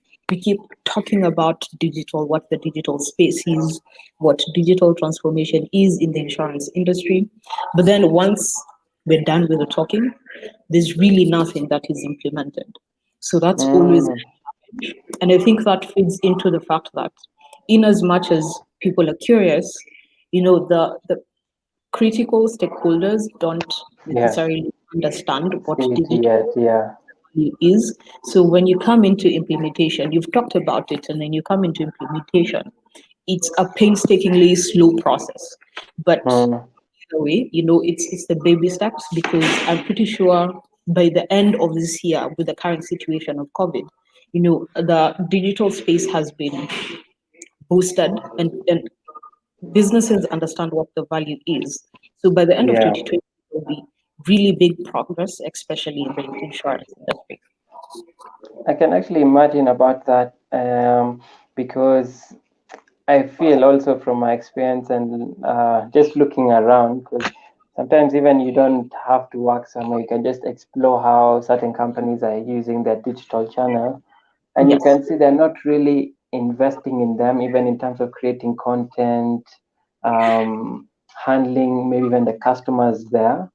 They're Yes. still used to that other process until I guess now the current pandemic, which has now forced everyone to rethink how Yes. we communicating Exactly. on social media and all that. But yeah, it's Yes. unfortunate. I actually was waiting to hear that it's a slow process, especially in big companies.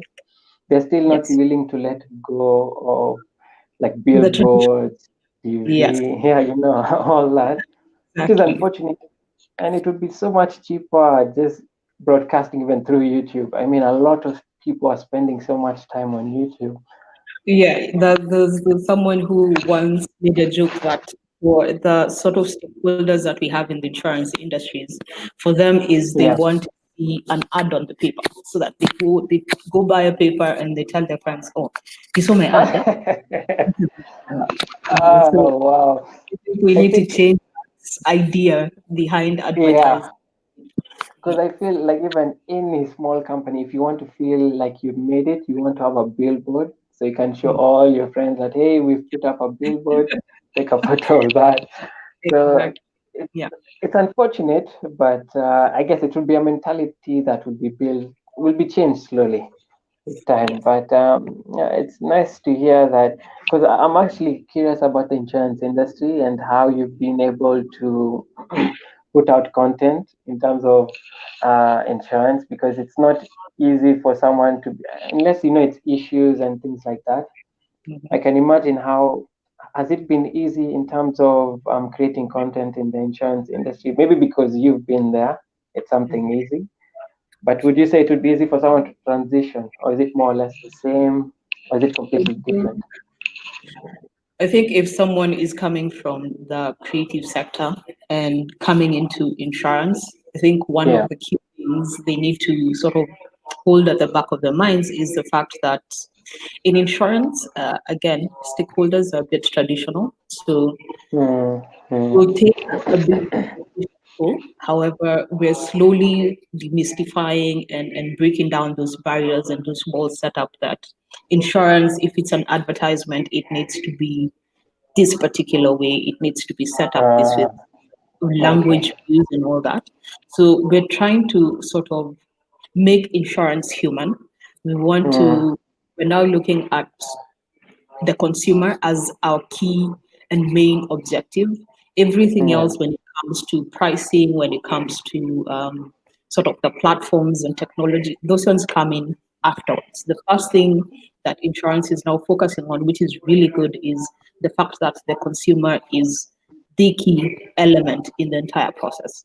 Because we've been Mm, talking okay. about insurance penetration at 3% for I think the past 5 years. It's never moved. Ah, So with that in mind, I think more insurance providers are coming to understand that we are no longer you can no longer sell the same product yeah. you give my grandfather, you give my father, and then you give to me, and you expect it to sell to my children as well. Yeah. Very Coming true. from that point of view, I think insurance are ready to have that discussion. And I've seen small steps being made, which is really good because then with the consumer at the center of everything, it means we're adding value to them. Because Mm, you've had the story when you go to social media or this any other platform, and you hear stories of insurance, they'll mention so and so didn't clear my claim, so and so didn't do yeah, this. exactly. Especially on Yeah, Twitter. exactly. So Yeah. we're trying to move away from that negative sort of view where we're slowly improving our services because that's the key thing.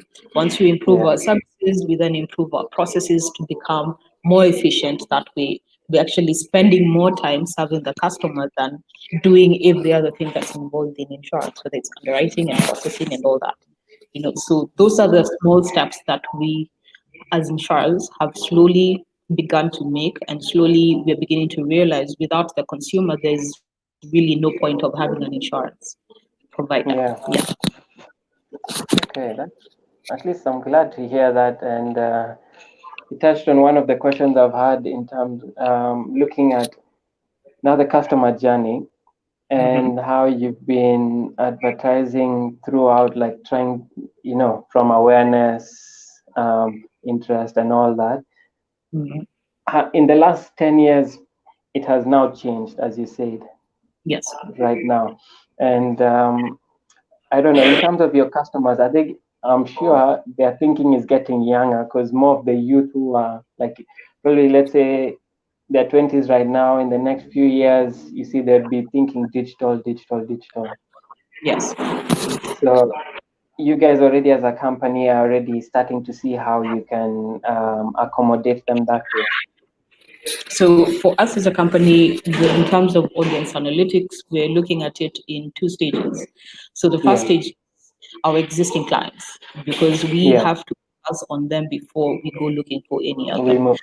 Yeah, For existing clients, you'd find that the age bracket is actually between 30 and above. It's between 30 and oh, 60, even 70. okay, So yeah, that's the big market, because these people are sort of actualized, they understand the value of insurance, and it's people that we have, as Madison, been traveling with since the time they were in their 20s, they're now in their 40s, So the yeah, first aspect is, how do we serve them better?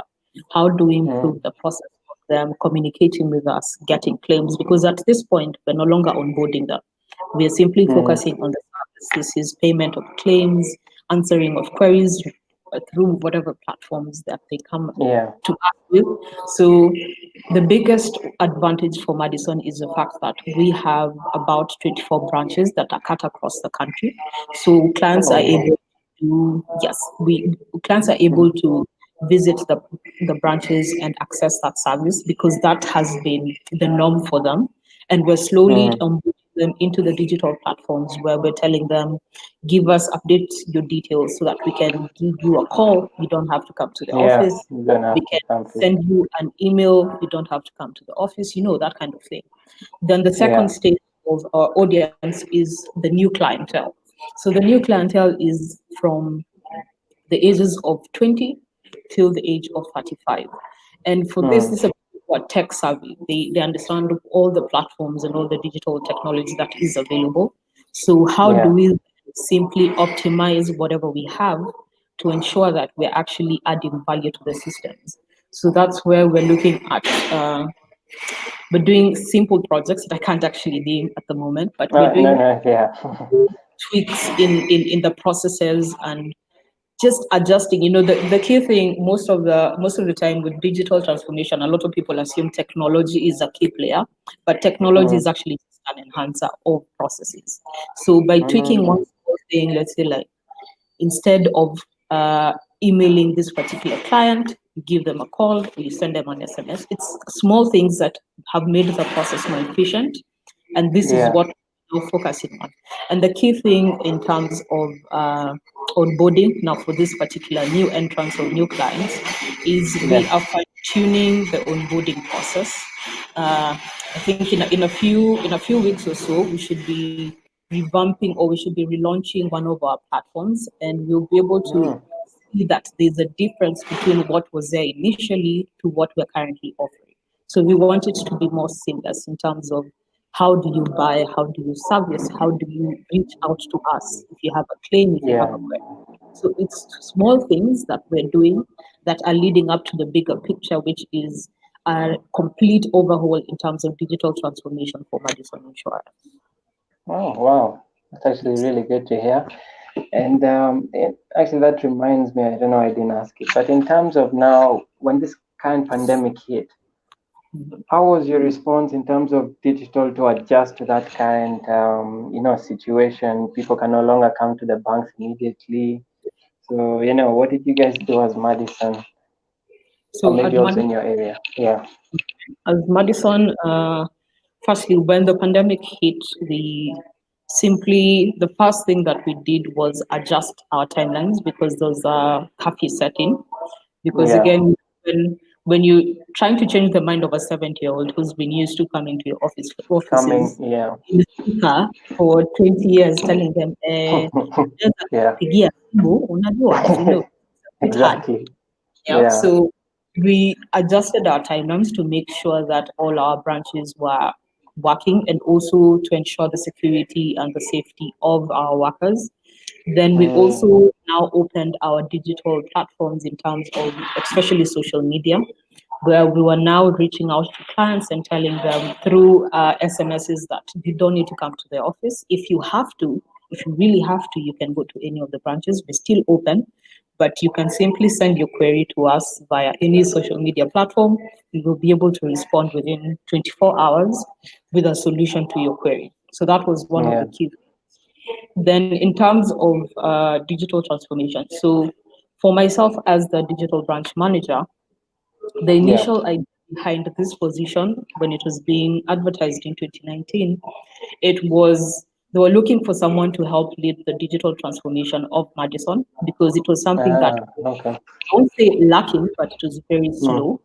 It was not something that they had really picked up where on. they needed to be. Yes. So what it simply did is, because we had already set up a strategy in terms of what we wanted to achieve. So what it simply did was sort of give a stamp for the digital team to ensure and to sort of help the stakeholders understand that this is something that is truly needed. So this is what we need to do based on the strategy that we had already set out. Okay. So it actually helped. It helped sort of put a stamp on the aspect that we need to have digital transformation. And it's actually a good thing because we have just hired a digital branch manager. So they can be able to work and push the agenda forward. Oh, that was fantastic. Then I guess the timing was really good. And maybe because you've been behind the scenes in that area, what usually is the reason why? I'm just asking because from what I've seen or experienced, why does it take? Because you normally say 24 hours, some say 72 hours before they'll get back to you. Is it because of too many emails or too many inquiries, or what usually happens in that scenario that you take? So when setting up a customer engagement sort of strategy, one of the key things you focus on in terms of response, it's not just there's acknowledgement. Then that's the first step, acknowledgement of whatever query has been raised. Then there's the actual service. Then there's closing of the ticket. So for this entire process to happen, you'd find for most organizations, the setup is such that once let's say if I hand over social media of Madison, once I receive the query, I'm going to accept, sort of say thank you, we have received your query. Then I will forward it, because I don't have the expertise of an underwriter or someone in the servicing section. I'll forward it to the back office so that someone specific can handle it.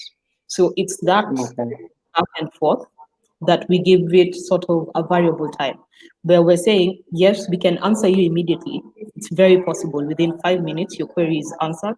However, if it's something that needs the service officer, the client service officer, to refer back to the back office, because again, the back and forth before you get a concrete solution, it's going to take a minute. So why not give us 24 or 48 hours to deal with it? Okay. So it's simply to give the insurance or the provider an opportunity to fully solve the issue before coming back to the client. Because there's nothing worse than if I send you a query, you answer it, but then you copy me in your back and forth, and there's never a solution that you are immediate. No, you're conversing with me immediately, but you don't give me a solution. So that has value to the customer, as opposed to I simply say thank you, we'll get back to you in this duration. If it's something that a CFO, a service officer, needs to actually inquire with the underwriting team. Okay. Oh, I guess many of us didn't think about it in that way. We always, being getting digital, you want your answers now. If you don't get them now, you start getting mad. But I guess that's actually good to think about it. Like, give people 24 hours, and if you respond earlier, you meet the expectations or exceed them. Exactly. And okay, I like that. And how so far until now, have your consumers right now been embracing the digital transformations that you've been currently doing, or even the technologies, telling them to use even social media if they can? Have they really? Have you seen, an increase in that, or what has it been so far? So the increase we have seen is in terms of especially communication, because we are slowly integrating our communication system to ensure that we're an omni-channel, we have an omni-channel platform. So Mm, as we are slowly tweaking strategies here and there, we see that clients are more appreciative. They understand, and when you give them communication, whether it's through email, SMS, or you give them call, they're more appreciative of that proactive reach out instead of us being reactive and waiting for them and for them to come to us and tell us, oh, I have this issue. We're being more proactive, and clients are slowly embracing that. mm, One of the other things is because we are not necessarily launching new technology, what we're simply doing is sensitizing our own staff in terms of some of the few changes that we're doing here and there, making yeah. sure that they are the champions themselves. Because there's no Mm, point of us doing all this if the internal staff still do things using the same processes and procedures that they were doing before. So yeah, and times are changing. focusing, Mm, yes, we're focusing mm, on the two because ideally we want Madison staff and agents to be the cheerleaders of whatever processes we improve or whatever technologies that we want to revamp and redo. So it's simply sensitizing them and tell them this is what we're doing, this is the client communication that's going out. So even in the different departments, they are aware that this is something that claims is doing, this is something that underwriting is doing, that kind of thing. So we have that open communication to ensure that whatever little thing that is being done, everyone in the system is aware so that they can be able to push it together. oh, okay. Wow. Yeah. And that's really good. And so far, have they been, okay, they must, maybe not, but have there been any negative instances in terms of using or implementing this whole system? I know there are people who are like, no, we can't, they need to either come physically or Of something. course, of course, there's always the one or two people who will be like, it's not for us. But Yeah, you, you yeah, know, you always you always approach it in a sense of being diplomatic. You have to play diplomacy when you're doing all these things, where you're simply saying this is going to add value. Give me one champion, let them do this. Once this champion yeah. understands that this is actually adding value, then it's slowly being integrated, and that's sort of been the solution for some of the areas that, or some of the people we found are having a difficult time adjusting to the new processes. So it's simply Yeah. sort of it's a new version of divide and conquer. So Yeah, I agree. Yeah, give me one person, let me empower them, and then they're going to slowly change up the system from within. Yeah, yeah. And of course, if they like it, they'll recommend it to someone else. exactly. Yeah. And as we approach closing, um, so for the youth, how would you tell them to take advantage of this, growing or emerging industry at the moment?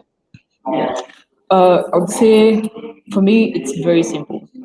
Hmm. Educate yourself. Education, okay.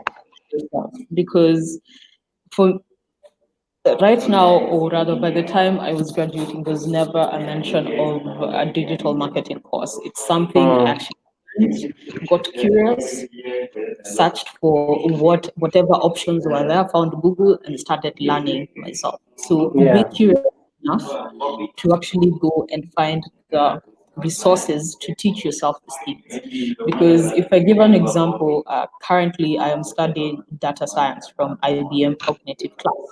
It's Oh, free wow. course, and you get to understand because I'm very curious about data. I think Data, yes. it's the next sort of It's the next like big thing. yes, it's the new platform, and it feeds It is. really well to digital transformation and marketing. So Yeah. all that, it's simply go teach yourself. I taught myself how Mm, to set up a Google advertisements. I taught Oh, myself how wow. to track analytics. I taught myself Yeah. how to report on ROIs.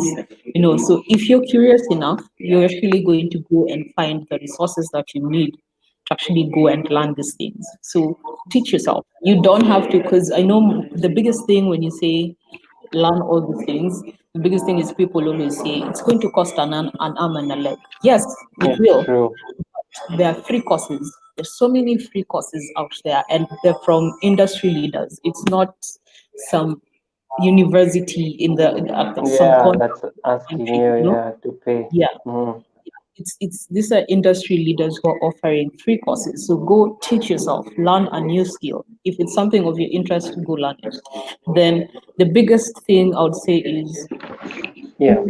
digital advertising, digital marketing. We need to sort of for the next generation that's coming into it. I think there needs to be a Yeah. clear understanding that digital marketing is not just social media. There needs to be Mm-hmm. a clear and precise caption that is sent out to everyone. If you want to learn about digital, it is not just social media. Because when you learn Yes, about it's not. media, you're simply limiting yourself. Digital That's true. marketing, yeah, encompasses so many things from social media, analytics, data, machine learning, AI. So choose a section, run with it, And focus. learn Yeah. everything you can, then you can grow from there. Mm. That, It's true. yeah. Because a lot of people don't understand that digital has so many areas. There's even the SEO side of It- it. Like it's crazy that you just people think if you can post and do all that, you're good to go. You're a digital marketer. No, it has Exactly. organizations. Exactly. And there's so many things like this, guys, like even people as yourself, you need to track. I mean, even email itself, there's a lot in that. When you Exactly. So understand the open rates, the bounce rates, like, yeah, you so tell someone bounce it's rates true. are it's like what are we talking about? And they will say they're digital marketer. So digital marketing Exactly. is very Yeah, broad. So it decide is. a section and then run with it. If you want to do machine learning, run with it. If you want to do analytics, run with it. If you Run want to with it. do So, no, whatever section of digital marketing, it's very broad. So that will be the yeah. key.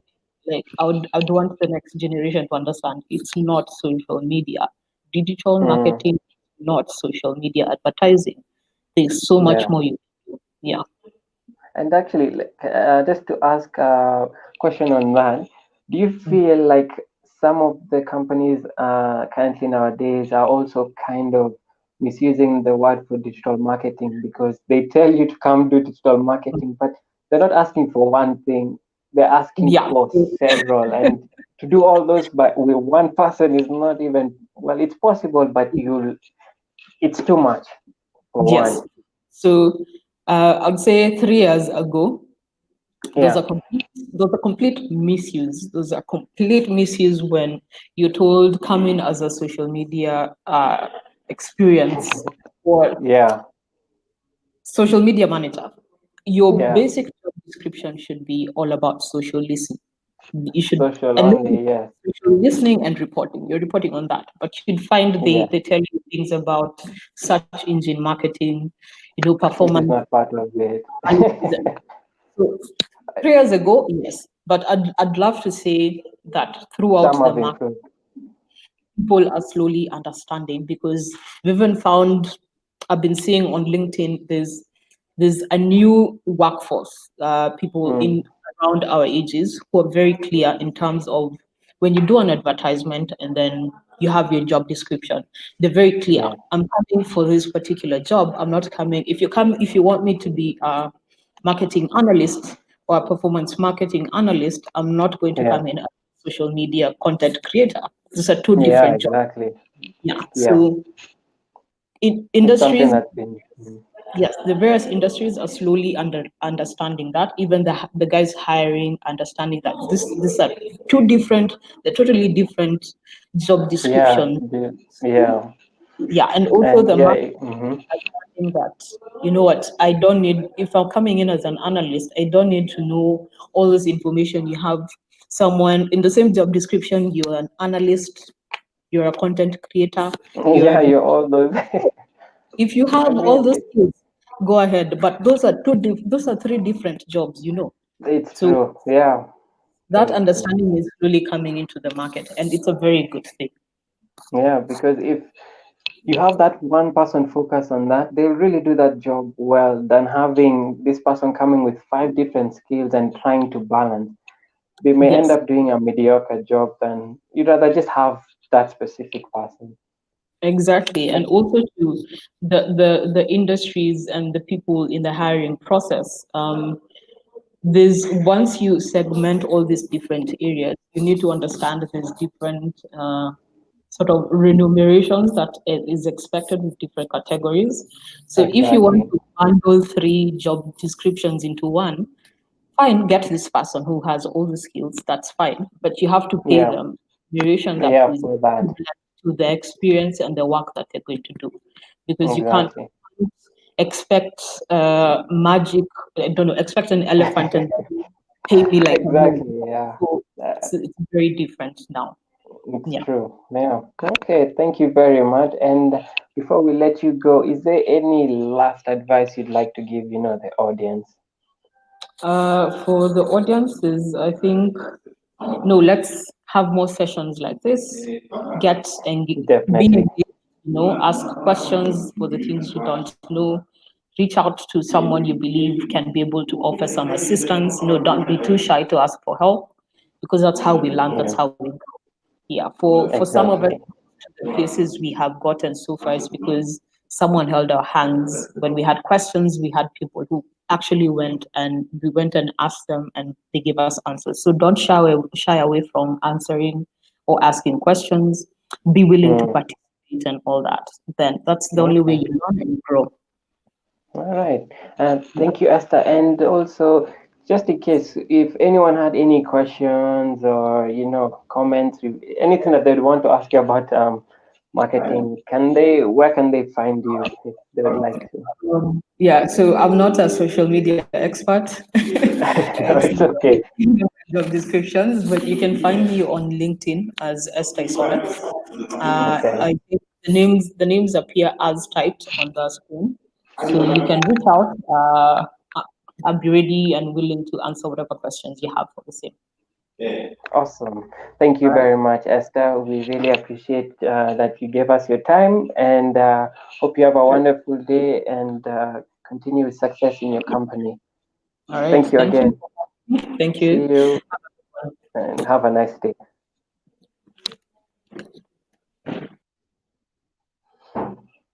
All right, everyone. Thank you again for joining us for those 3 sessions. Hope you enjoyed and hope you got at least a ton of value from each one of the guests that were able to attend. And of course, if you have any questions, comments, please don't hesitate to put them in the comment section. And now we are moving towards another area. As we said, if you do need to get your certificate, there's one or two things that you'd have to do, and this is the tasks. So we have 2 simple tasks that we'll be giving you, and this is basically so you can have an understanding of some of the practical aspects of digital marketing. And don't worry about it.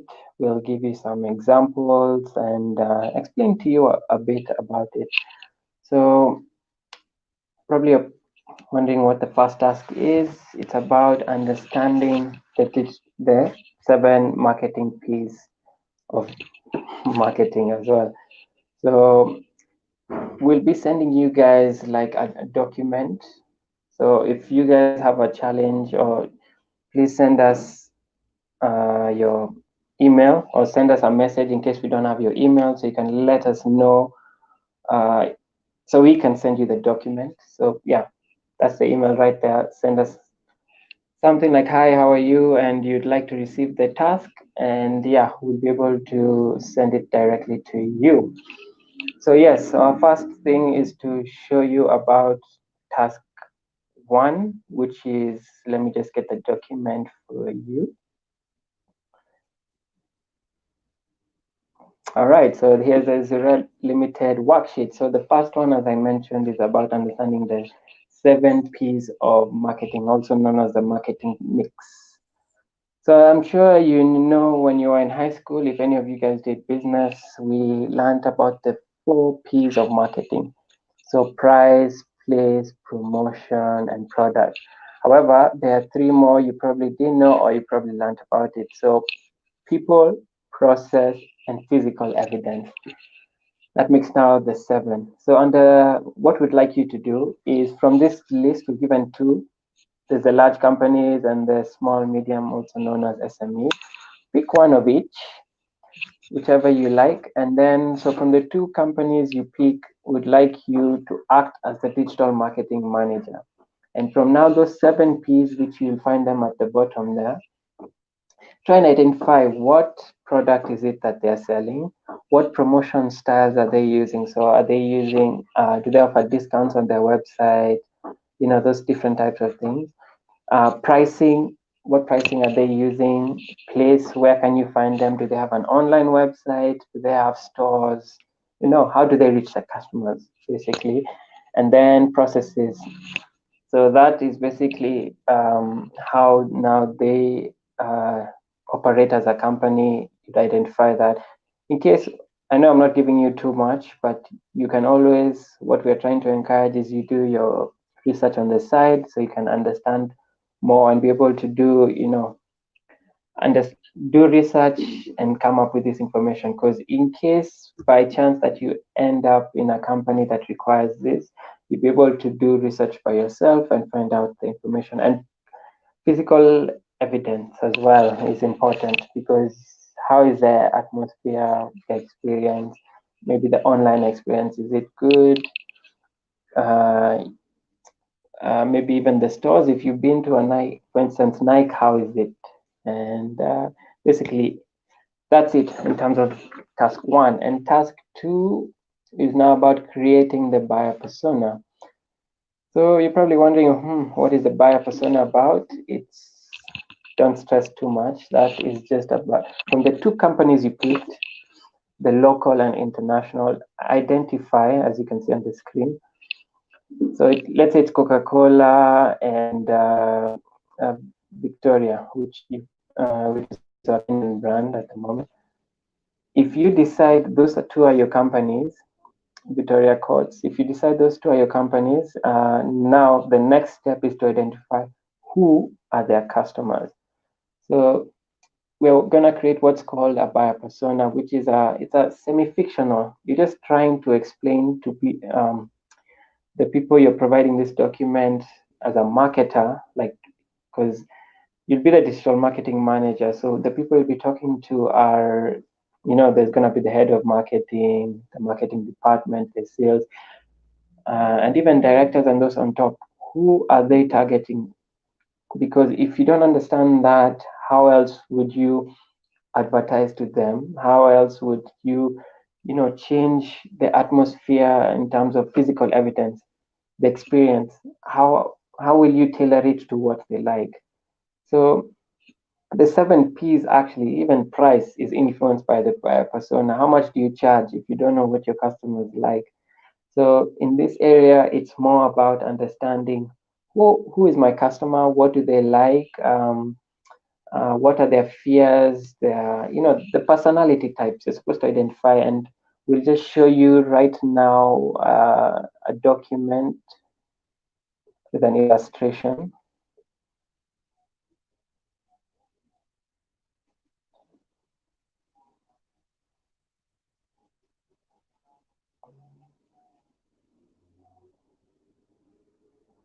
Sorry, 1 minute.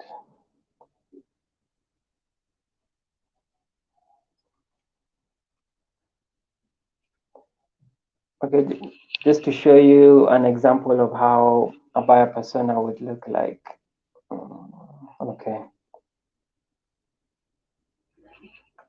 All right. So, okay, unfortunately, it might not be too clear for you, but if you can't see it properly, as you can see, this is a sample of a buyer persona. So if you're thinking, okay, what do I need to include in the document? You see, you need to understand their demographics, how old, their gender, and all that, because it has to be specific. If you, because advertisement, who are you targeting? You have to specifically, when you're writing even their ads, specify age groups, their interests, their everything about their professional background, because when you're selecting some of these criteria, if you've probably done advertisements or you've never done, you'll see they'll ask you for different criteria, and this helps to break it down. So in terms of this, you just need to identify who is the type of customer you're trying to reach. What is their age? What do they like? And just going to the next slide, you'll be able to see a document where we've filled in everything, so you at least have an idea of what to expect. At least there it will give you, as you can see, that is Lillian Fernando. As you can see, the demographics, there's the age, she's a female, single, and you can see education, everything about it. So this is what, well, even as a digital marketer or a marketer, you need to identify who exactly is your audience, and from there you'll be able to create advertisements. Your prices will be tailored that way, your product, because for instance, let's say like Lillian, she's maybe, let's say she was currently doing a master's right now, or masters, has children, and also is probably has to balance shopping and doing other things around. So what type of advertisement would you do for her, and even what time? Because you see, sometimes even that matters. For that type of for Lillian herself, let's say she likes cycling, so where would she likely be found? There are cycling groups on Facebook. There's you can find some on Instagram, or the pictures you have on your advertisements will include cycling. So these are just some of the small things you need to think about when as a marketer, as a digital marketer, and so you can be able to tailor your whole process, because you probably come across what's known as the consumer journey, or the consumer journey.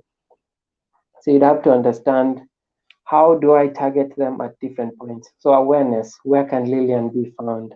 And now that we know she likes to cycle, the different areas that we would have to involve ourselves in order to make the advertisement as targeted as possible. So yeah, that's basically the idea about it. So those are the two tasks if you want to earn the certificate. If you have any questions, please do not hesitate to ask.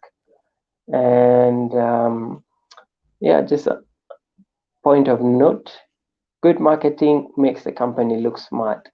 Great marketing makes the customer feel smart. So in terms of what you're trying to achieve, you want the customer to look good. As much as the company looks good, you want that customer to go around and feel, yeah, I know a lot about this company. It helps me. If it's, for instance, like Nike, it makes the customer feel good, feel smart, and everything. If you have the new Jordans, you can even, and as you can see how they normally give different product information, that person looks smart because they know the details. They even blog post about it, and that's basically what this quote is trying to say. So that's why those two areas are very important for you to understand. So please, if you want to earn the certificate, do the first two tasks. We'll be sending you personally, as I was saying.